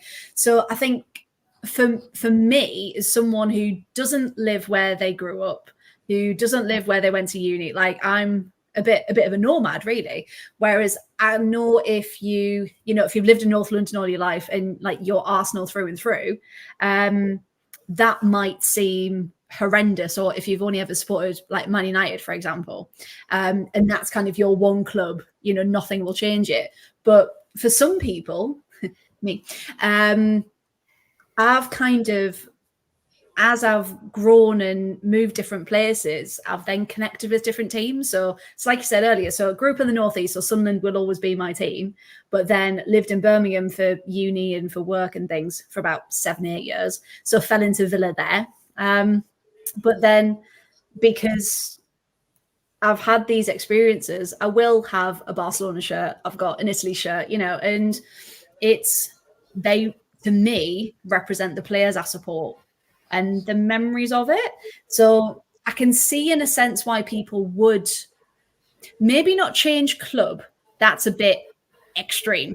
But I can understand why people might pay more attention maybe to other clubs. Oh, I do that. There were players for the Sky Blues. I have no women's team now. And so I consider myself like a true neutral when it comes to women's football. I hate everybody. The best way for it to be, yeah. But I cannot conceive of ever liking a player so much that I would switch support from any Coventry team. Like that's wrong. And I think it actually cheapens women's football genuinely if there are people who are as open as I can switch clubs if a player moves clubs. Like your example's different because you can say obviously you've got connections with these teams. You've got connections with these players. If you turn around and say, "Oh, I've got a soft spot for watching Everton because Martina Piemonte plays for them," for example, or I've got a soft spot for Villa because I watched them for 8 years. It's like I've got a soft spot for FC Cologne because I lived there for a year. I would never pick them over Coventry as my top team. I've got a soft spot for Crystal Palace because I know a bunch of people who are awesome fans of Palace loyal. I've got a soft spot for Sunderland because of you guys and a few of the others and the experiences watching them, which Simon's going to crucify me for as a Coventry City fan. That's still the weirdest rivalry in football. Coventry City and Sunderland is still a weird. Yeah, it's bizarre. But it's true though, isn't it? You've got your club, and then you can have soft spots and favorite players and that kind of thing from other ones. But yeah, the fact that people are saying they'd move like their whole allegiance over, that's bizarre. and kind of just shows that flakiness that we don't really want in the game, to be honest. It doesn't help as well because you can't build a supporters culture if you've got 50% of fans who will bugger off when your star player goes somewhere else. Like Arsenal fans say that, and then Simon says, I'm a fan of James Maddison. I mean, it takes all sorts. I am one of the Coventry fans who doesn't like him that much. But there's no chance he was going to buy a Leicester shirt or support them. I have a massive fan love of Shannon O'Brien, as we know, because playing for Coventry United and interviewed him and all that sort of stuff. Yeah. I've got that Leicester shirt hanging up. I could never say I will support Leicester. It just not. It doesn't happen. I've got a soft spot for Villa. I respect Villa a lot. I could never support them because of that rivalry in the Premier League. It's a difference, isn't it? And it's that difference between supporting and just kind of like keeping an eye on, or kind of just and how you interact with it. But yeah, the wording of kind of I'm a fan of a player, so I'll support whoever they play for. Like, no. Yeah. No. That's not a football. That's not a football fan. You just like a player, and that's fine if that's how you experience the game. That's fine, but it somehow seems wrong. Yeah. Well, speaking of more exciting transfer news, Remy Allen appointed head coach of Southampton. Woohoo! I'm buzzing for her. I'm absolutely buzzing for Remy. Obviously, ex-Villa, and then went to City for a bit. We won't talk about that. But yeah, she's phenomenal. She's had so much experience. Again, coaching England under-23s, and of course London City for a couple of months, didn't she? She gave them that fighting spirit right at the end. So to have this permanent role now is phenomenal. So well done, and congratulations to Remy for getting that role. She's going to absolutely smash it, and Southampton are making moves. I will say there are some clubs that haven't done anything, which is quite worrying. Villa were one of them clubs until very recently. But yeah, because I'm doing a transfer tracker, if anyone doesn't know, everything from the WSL and Women's Championship. And yeah, there's some where I keep having to click on all of their websites, social media, everything to be like, have I missed something? But I haven't. There's been nothing. Well, Man United have officially signed Melvin Millard. That was announced today. They have on a 3-year deal, which is very good. Because I looked at her history. She's been on loan for the last couple of years, so it'd be nice for her to actually settle and get into it. But yeah, that was a yellow card for Kiernan there. And there's been a red card in the Netherlands-Italy game for Bonfantini for a second yellow. Speaking of Netherlands and Italy, what do you guys think about Jill Byings? Because that was a very interesting signing. It was one that I don't think anyone saw coming, to be honest. But I think Emma, I can't remember if you remember, but Robert DePau, I think he has coached her before at some point. I don't know, was it with Leverkusen? Was it with? At some point they've kind of met and he's kind of coached her through that. So I think he's kind of thought, right, I'm going to bring her in. But yeah, the fact that he's bringing in new talent and international talent as well, I think that can only push Villa forward. So yeah, I'm happy with that. Unexpected. Going back to Katie Robinson, that kind of came out of nowhere because the last thing we heard, she was going to the NWSL, and then suddenly it's as reported per, I think it was The Athletic broke it, that Villa are interested, and apparently they've wanted her for years, and we were like, have they? So I mean that's all news to us. So yeah, I mean if she have they seen her play? Oh, there was nearly another goal in the France. They've watched it for years. Yeah, they've watched it for years, but then thought, maybe not. But yeah, I mean, I'm all up for being proven wrong. So if she does come, then I hope she comes with the scoring boots on, and she slots into the team and she does well. But yeah, I don't think she adds anything we don't already have. And they're saying like, oh, an Alicia Lehman replacement. I don't want another Alicia Lehman. Sam, if you're watching, clip that. Can we just have a Team Chaos reaction gif now of just Freya's shrug at Katie Robinson instead? Just a perfect, just kind of. But it's indifference. Like even watching her play for Brighton, Laura. Yeah. I am. Yeah. Do you think there's a Lioness's tax? Do you think there's a thing where players adjacent to the Lioness squad move, everybody gets far more excited because it's almost a signing for the casual fans because they know, people will know. Okay, it's like, and you knew we were going to get onto this at some point. Demi Stokes for Newcastle. Demi Stokes. Yeah, that was an interesting one. Let's talk about that while there's a bit of lull. Demi Stokes could easily have played WSL probably, yes. and probably had WSL offers. She's taken the sports wash pound, is what she's done. Yeah. And I find it interesting because she's got family up there, and there's it's been described as a homecoming, isn't it? Going back to Newcastle. Simon, just really quickly, I hope not. Okay, we do need a new social media person at Villa, not one of the players. Thank you very much. Not your right winger. Yeah, not the right winger. So you're meant to be on the pitch.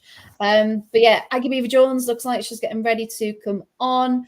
Oh, Katoto has just scored for France. 2-1 to the French. That's good. That's good for us. Because if we remember, we don't want Sweden to get any points. Because we are currently winning. So that'll be France on 12, us on 10, Sweden on 7. So if we then beat Sweden or even get a point, we'll still go through automatically, no playoffs. Okay. So that's what we're hoping for. So at the moment, France are winning 2-1. Right. Let us update me little ticket. These banners are the best thing I've ever found out how to do, by the way. We're better than Sky Sports here. I think we are. I think we need to get called up, to be honest. Team Chaos better than Sky Sports. You get random jokes, you get classic Sky Sports gaffs like is Frank Kirby on the pitch? That's our Chris Kamara gaff, that is. Yeah. Emma's our Chris Kamara. And Frank Kirby's on the pitch. Is she? Is she, Jeff? Yeah, I saw her walking off, but I thought she was just walking around the pitch. Like, yeah. I love that. But yeah, that Demi Stokes thing. Firstly, it really rang harshly with me that Newcastle were going, our Lioness. It's like, that would be the Sunderland Academy Demi Stokes. Yeah, they very much have jumped on that Lioness's bandwagon, like you were saying. Does that give people more pull if you've got a Lioness? And I think it's definitely made a statement that she has signed for them.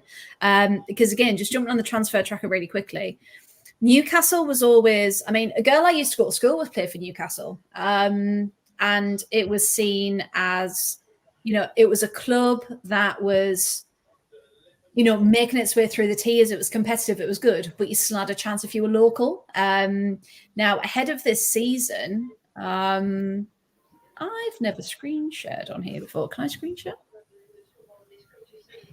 Go on, go full Team Chaos. Screen sees 2 monitors. No, that's fine. Chloe's doing a better job of live watching than we are because she's in the chat like Quinn's on for Fahey. And Maybe this they is why we wanted Chloe on. Yeah, so Aggie Jones on for that's it on for him. It is. Yeah. Okay, brilliant. Again, she's only been given a couple of minutes. Poor lass. Typical Serena, that. Typical Serena. Oh, okay, right. So I think can we see that? Yes. Yes. Yes, wonderful. So this is my it's the whole 115 yards transfer tracker, everyone. Newcastle, look how many players they got rid of. And the vast majority of those are locals.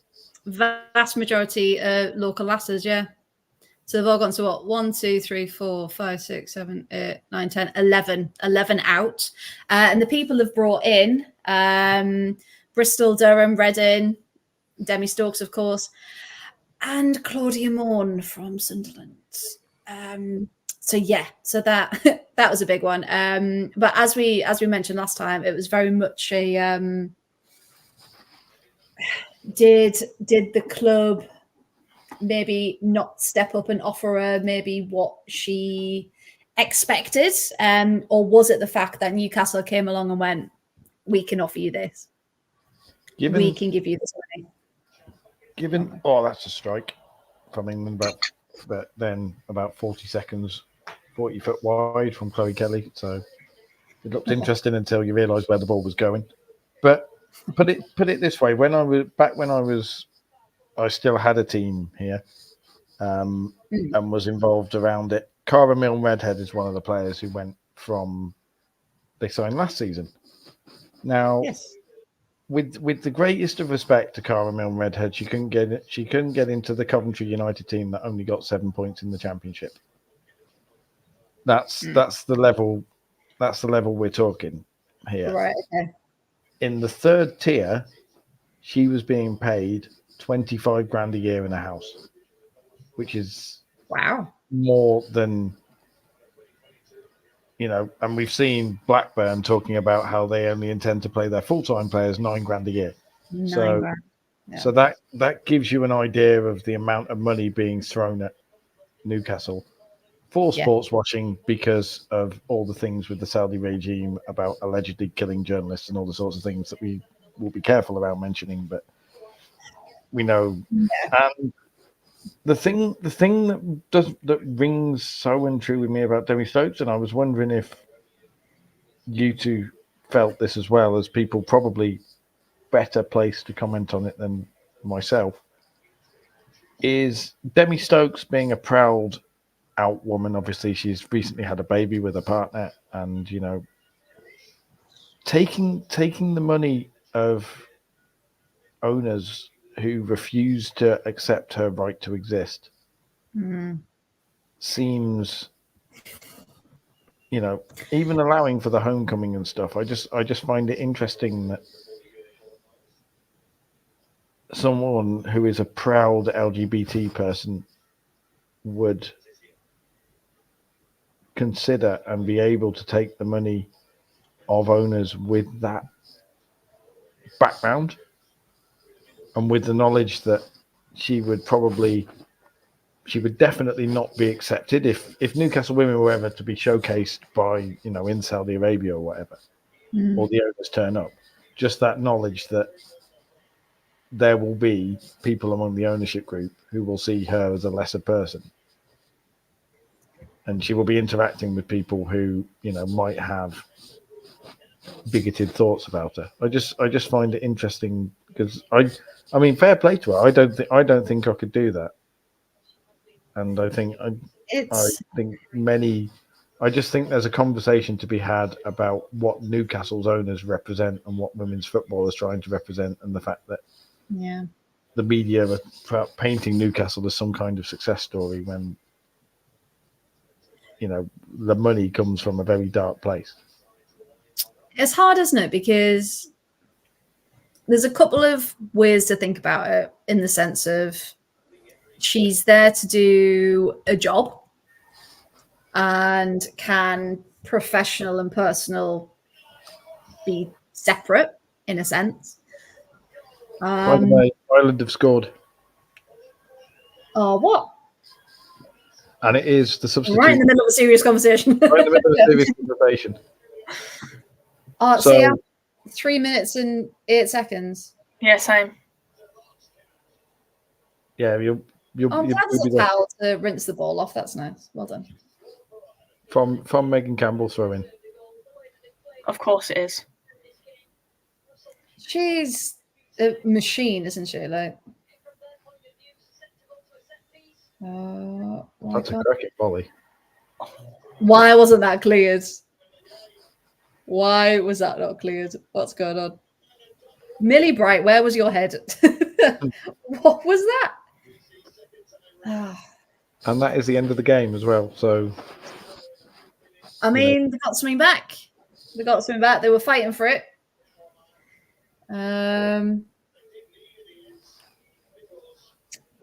For Russ, it's just come up there. It's been 4 years since her last cap.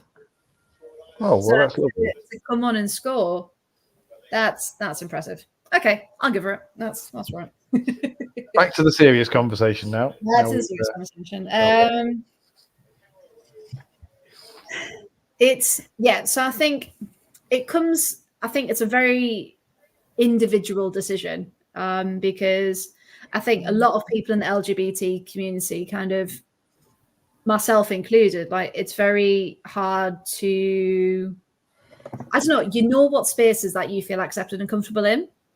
And for a lot of the time, if you're not sure, you will say, like, my partner. Like, you won't gender it. You will just say my partner, until you feel safe enough to reveal that. So I think professionally, if that was the right choice for her, and essentially if the money, yes, it's being funneled into the club, but if it's coming from the club, does that then make it a further step removed if it's then being used from the club to better women's football? There's an argument for that. There's also the argument of, well, you're using their money and look who's using your money, look where it's going to. There's an argument kind of maybe on that sense, like, yeah, I'll take your money from you, give us a bit more of it. But yeah, I think it's hard. It's a very individual decision, but as we know the state of women's football and the actual money that the players are on, if they're offering big money that you're not going to get anywhere else, not going to get in the WSL from other teams, is it the right thing for you and your family to take that money? It's hard. It's really, really hard. Emma, have you got any thoughts? I don't think it's something. I don't know, because I can't say I don't know if it is something I'd do. It's hard, isn't it? Because if you're in that situation, you don't know. Again, it might just be my principles with things, because I'm careful with what I tell people about my personal life as well, because I know that I've always felt pretty accepted when I've told people things that I wouldn't tell everybody anyway. Like, for example, wearing the eyeshadow and stuff. There were some people who would respond very questionably to that, but I've turned up in the hockey changing room, which is the most masculine environment ever. And last night, I knew I was fully accepted last night when I turned up in full eyeshadow, opened the door, and the team DJ stuck the Undertaker theme on. And I was like, yeah, okay, you accept that. Yeah. But also, Chloe in the chat saying as well, and again, using personal experience, which again is something I don't have as much of, which is why I was asking you guys in particular. But it's interesting you say, Emma, that you don't think it was something you could do. I think there were certain media outlets I couldn't work for because of stuff they do. I couldn't write for The Sun because of various stuff that they've said, and some of the stuff they've written about neurodivergent people, but also Hillsborough and all that sort of stuff. So there's everyone's got a line, haven't they, of where what will it come down to ultimately. I think as long as people are aware of it and as long as she was fully aware and she's made the right decision for her. But yeah, it's tough. I think because it's coming through the club, then it feels like it's further removed, because obviously she's not getting it directly from their pockets, if you like.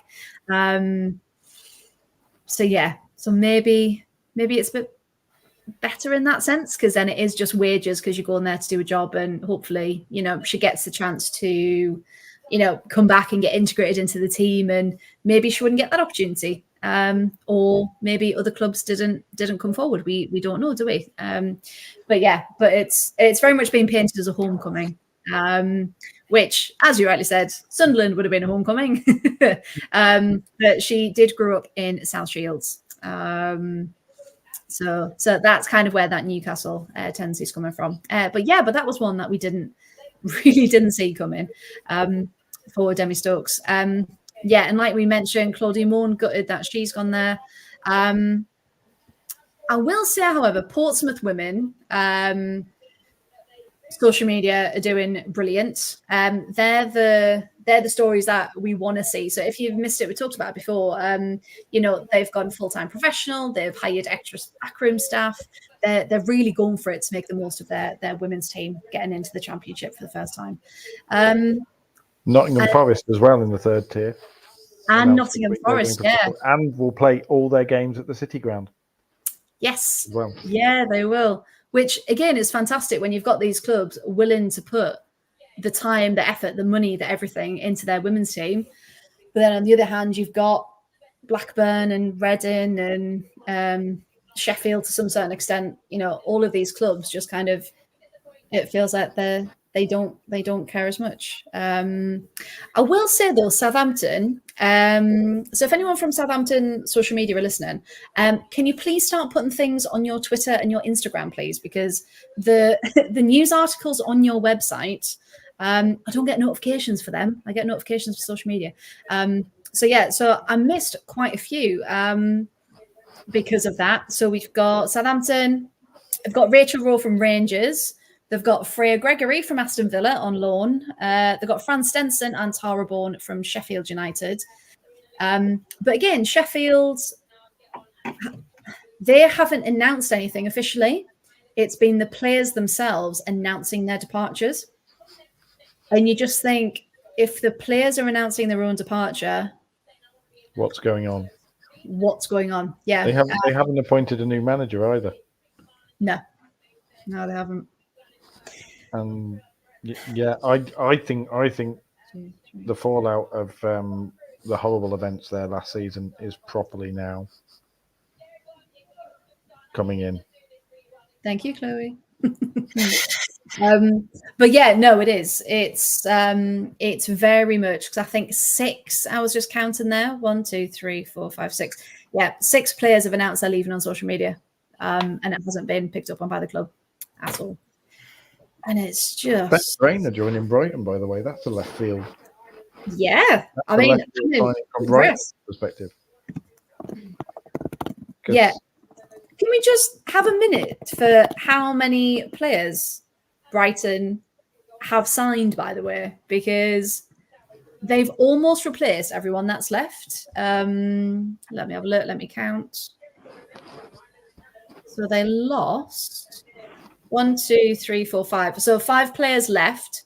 They've brought in 1, 2, 3, 4, 5, 6, 7.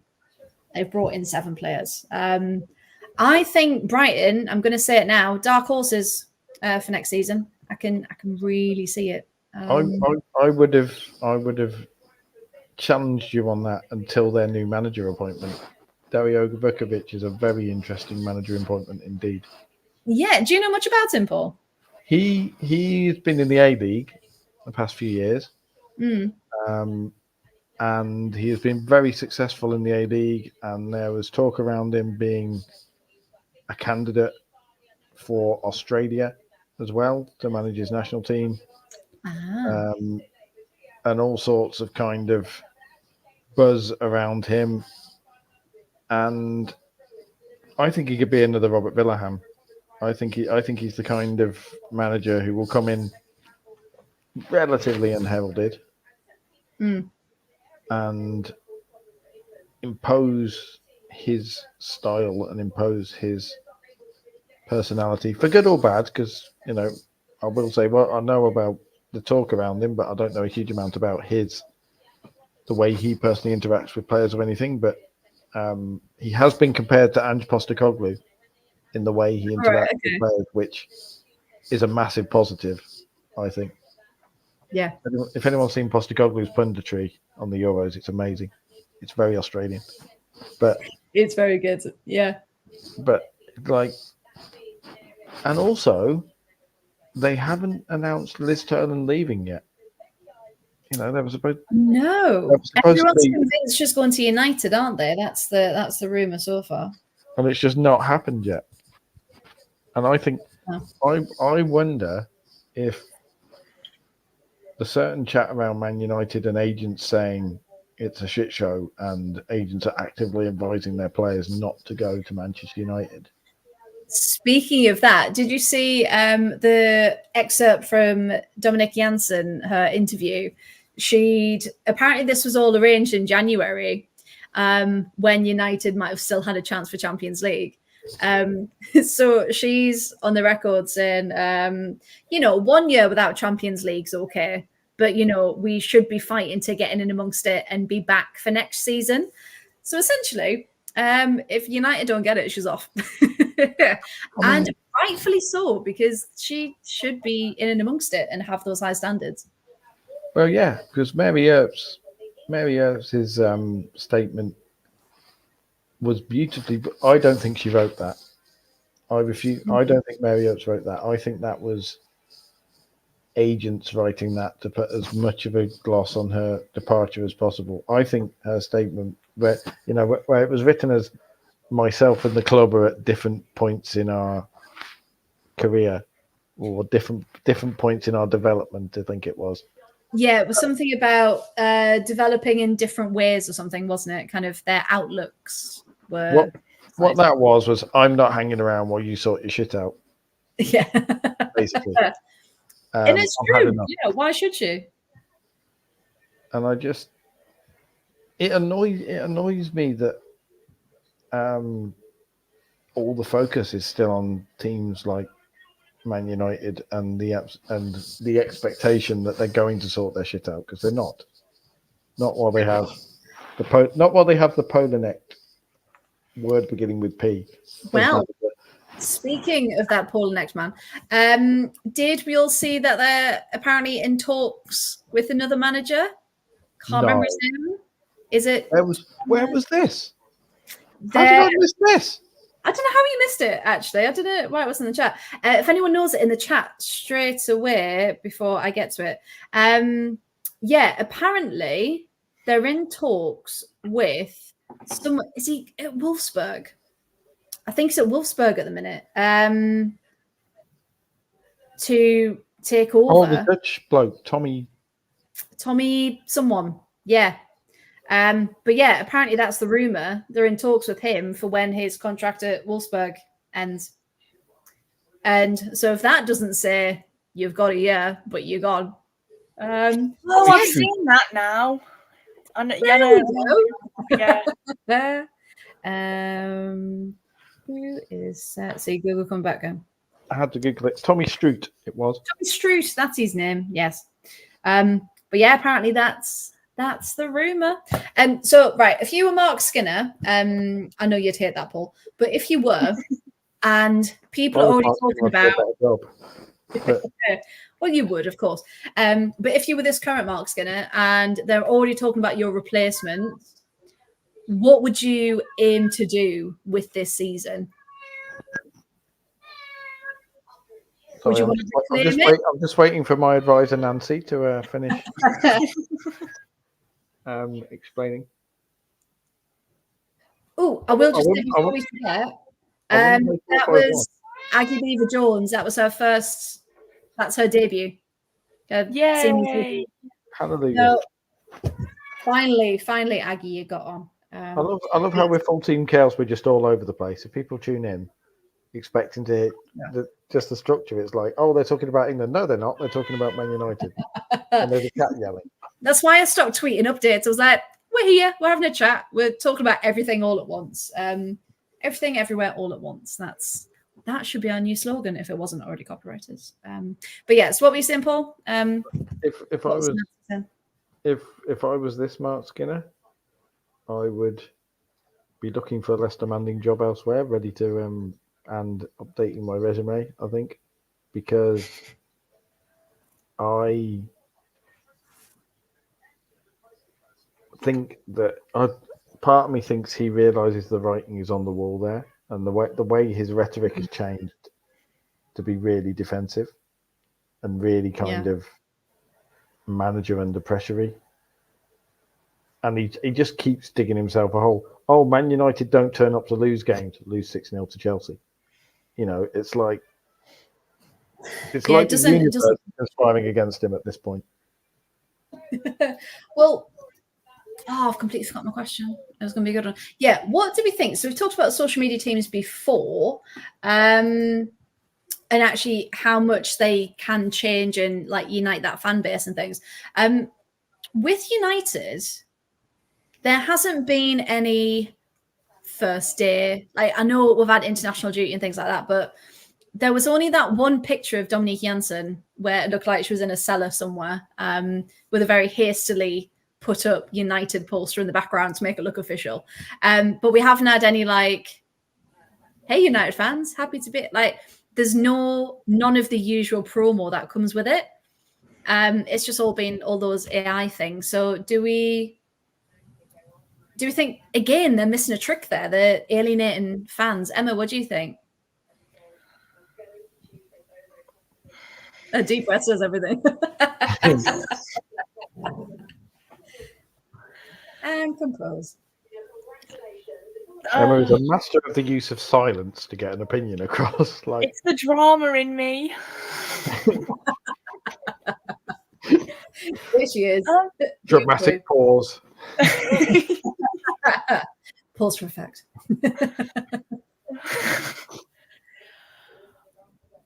Now I've forgotten the question. What was the question?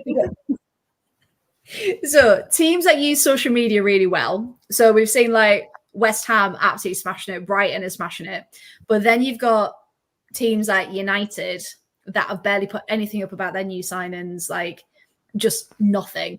Like, what as a fan do you expect to see as soon as someone new is announced? Do you want all of like that welcome promo and like first day behind the scenes, like all of that stuff?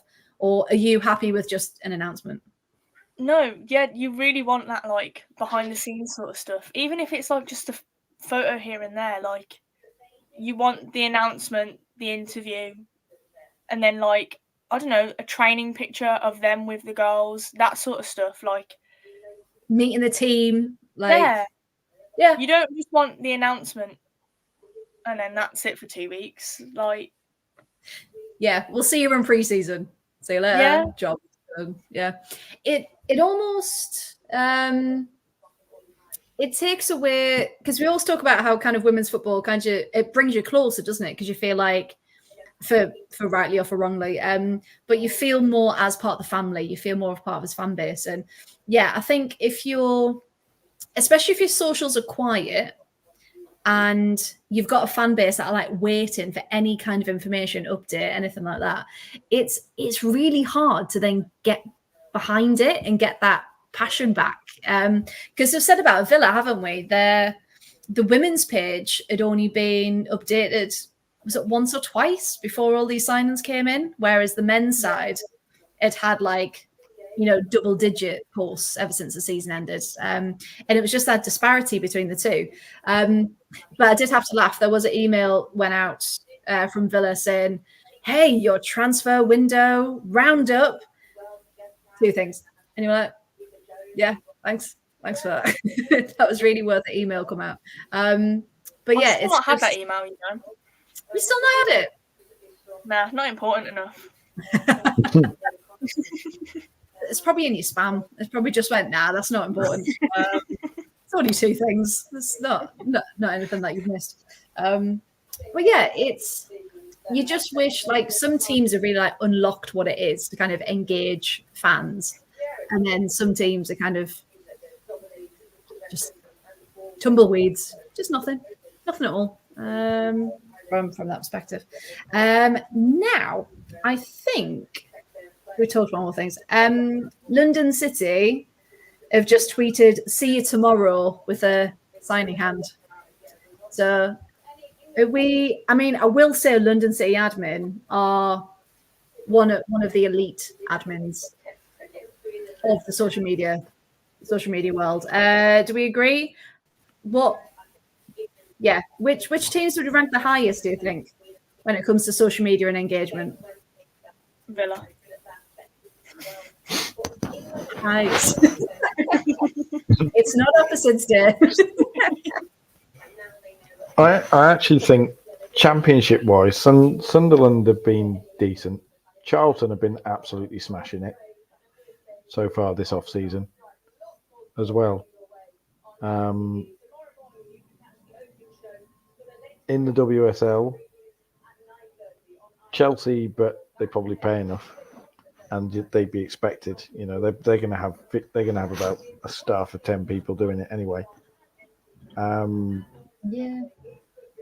Us? Sorry, just said arse for no apparent reason. I was starting to say Arsenal and just cut myself off. Sorry. Arsenal aren't bad, but they are very generic. Like you get the feeling it's all produced by committee, and it's all very happy, and it's all. I mean, what they are very good at doing is pulling on the heartstrings and making it very Arsenal, especially with anything to do with Lee Williamson. It's all very Arsenal. But that if that's done too much, that can feel false. And I say this as someone who has had a club with crap owners that tried to do the "we are from Coventry" thing, and just didn't do it convincingly at all, because of what they did. But the recent ownership with the kits that Hummel had presented us, and the little touches, like that sort of thing, like I wish the Sky Blues had a women's team, because I think the media team would smash it, genuinely, like absolutely nail promotion of it. They do, but it's down in the West Midlands 6th tier, and it's not affiliated with the club. So it doesn't ever get any coverage. But it's often not the big teams that have the best social media. And well, it's the ones that know the fans, isn't it? And actually know the club. And it's probably someone who maybe was a fan, wanted to do it, like maybe not work experience, because we joke about that a lot, but someone who was maybe inexperienced, wanted to get into it, and is using it, to get that next level up. But actually, they found their niche, and they found where they are. Crystal Palace are very good. Crystal Palace are very "we are Palace," and they do it like. I remember when they trolled Arsenal when Arsenal played Glad All Over, and Palace just quote tweeted Arsenal women with, "That's ours, lads." And Arsenal fans got really, really annoyed, and it's like, no, that's. But it's interesting. Like you say about pulling on the heartstrings, it's interesting with Arsenal because yes, they are, but it all still feels somehow emotionless. Like the club anthem was written in 2022, and is crap. North London forever. Hey, it was played at Glastonbury. There's a lot of videos of it. It's an absolute flipping dirge. It's not like, and I say this as someone who's a fan of a team who has two anthems, and both of them are how crap Coventry is, basically, as a place. They're realists. And you just get the feeling that, like you say, the emotion behind it. Like if Sunderland were to post something, for example, with the women's team and Wise Men and Can't Help Falling in Love with You as the soundtrack, for example, that would absolutely, see, you're smiling already. Like, if Chelsea were to post something with Liquidator, if Villa were to, what is Villa's anthem? Actually, have you got as a club? Have you guys got one? Yeah, that's what I was going to say. So I can think of. Yeah. I Aston Villa. But it then gets to a point where you hear the original version, and you're like, no, that's not right. But can we all just say Spirit of the Blues is just the best one ever? It's the jauntiest to actually get on. And this is why we need Everton Chloe on, so she can join me in that one. I've just noticed the time. We've had a cracking day. So I think the only other thing I was going to do was have a roundup of transfers from today, just in case anyone missed them. So we talked about Brighton with Bex Reina, has moved from Sheffield United, the midfielder. We've also had confirmation Risa Shimizu has moved from West Ham to Man City. That's a signing and a half, that is. She's Very a hell good of a player. signing. Yeah, absolutely. Brighton again, they've signed Hannah Poulter, the young Lioness goalkeeper from West Ham. And no, I take that back. She's been at university in America for the past year.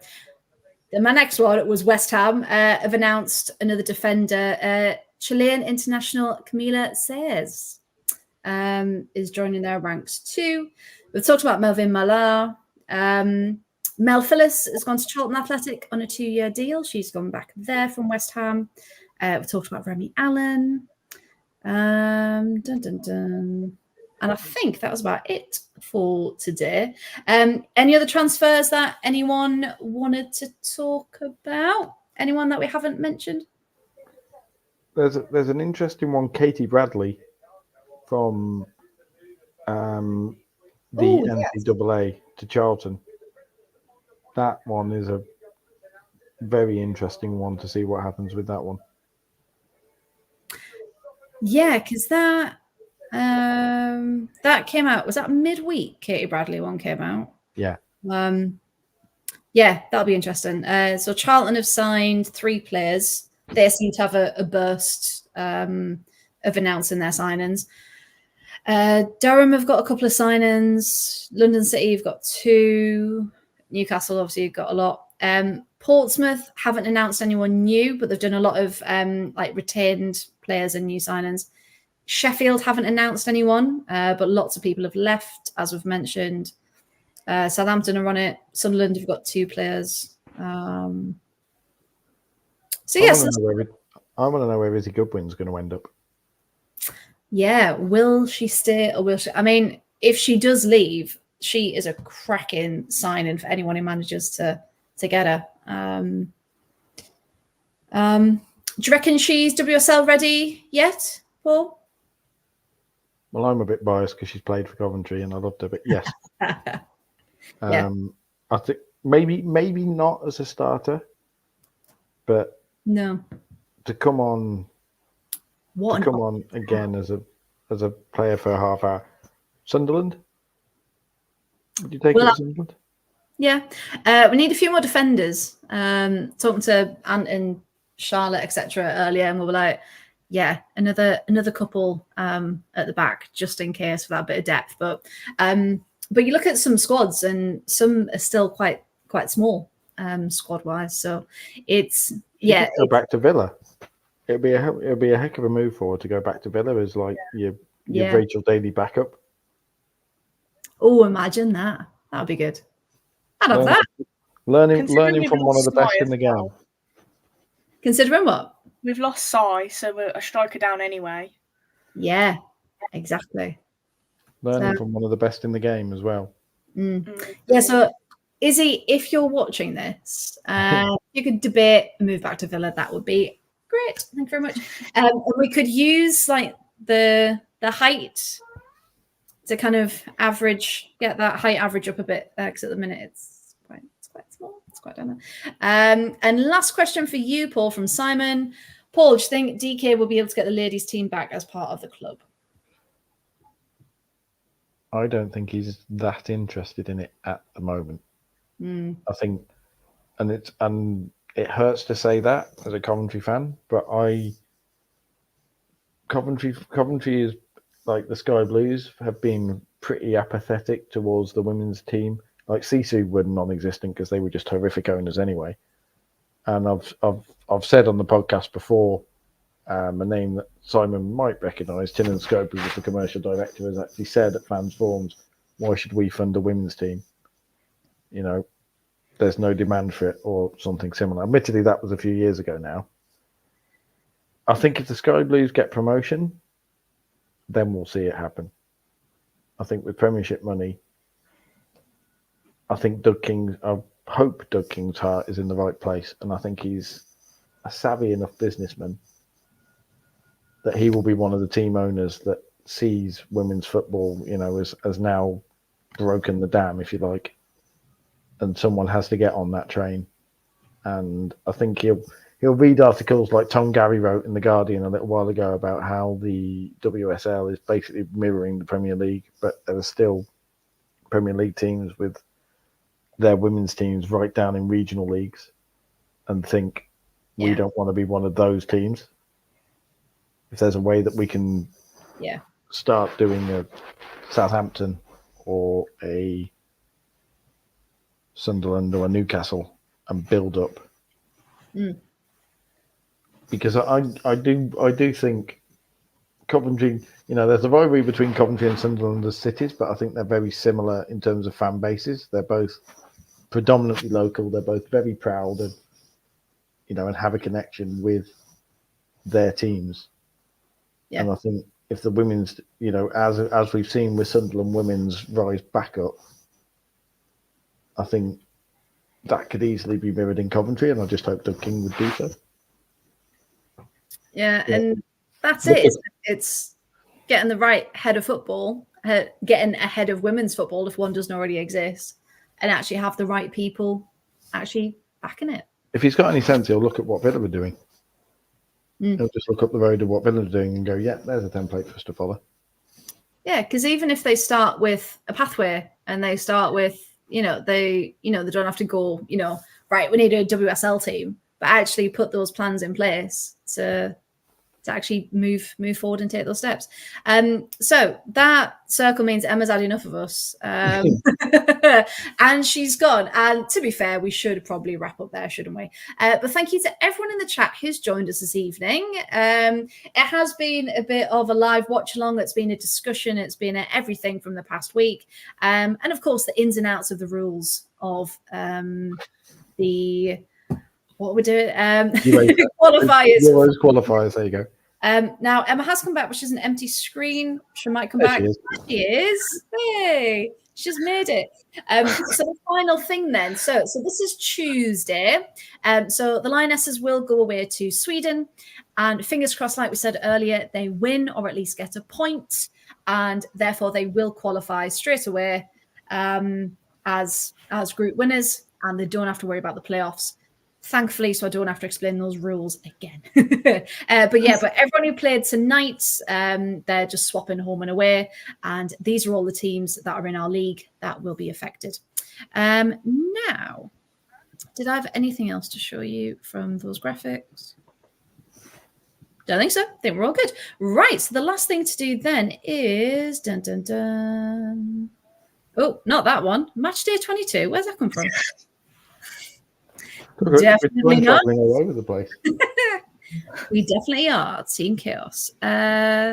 No, the one underneath it is socials. There we go. There's our lovely one. So if you have enjoyed it, remember we're normally on a Wednesday, not a Friday. Wednesday 8:30. Come and join us for all the latest women's football news. And by next week, we'll have another international to talk about. So yay. But the rest of the panel, the rest of the team are on Mondays and Thursdays as well. To talk all things Premier League and Lower League as well. Oh, I'm echoing in someone's window. That's fun. So if you do want to follow us for all the latest news, please do like, subscribe, follow, whatever you need to do across social media. We are at Absolute Ball Pod on Twitter or X. We are at Absolute Football Podcast on YouTube, at Absolute Football Pod on the TikTok. And same again for Instagram and Threads, just with the underscore after it. and of course, Facebook, the Absolute Football Podcast.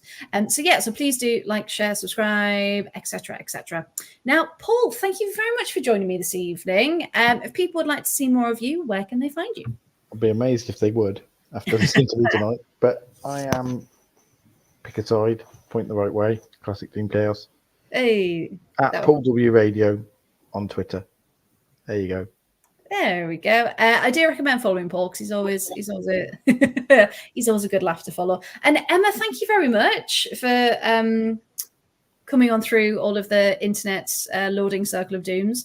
But thank you. If people would like to find more of you, where can they find you? Um. Oh, wrong way. Yeah, that was. At _MFHW_, probably arguing with men on Twitter, as you do. And women, don't discriminate. Oh no, they're all men. They were all men as well. I had a look. They were all men. And yeah, so when it actually lets me tag you, I will tag you in something. And yeah, if you'd like to see more of me, thank you very much for everyone joining in the chat. I am at T4AT on TikTok, Instagram, and Twitter. And also the whole 115 yards as well. That is also me. So remember that transfer tracker is live and will be right the way through until the window closes. So check it out if you haven't already. So thank you so much again, and we will see you next week. Thank you very much.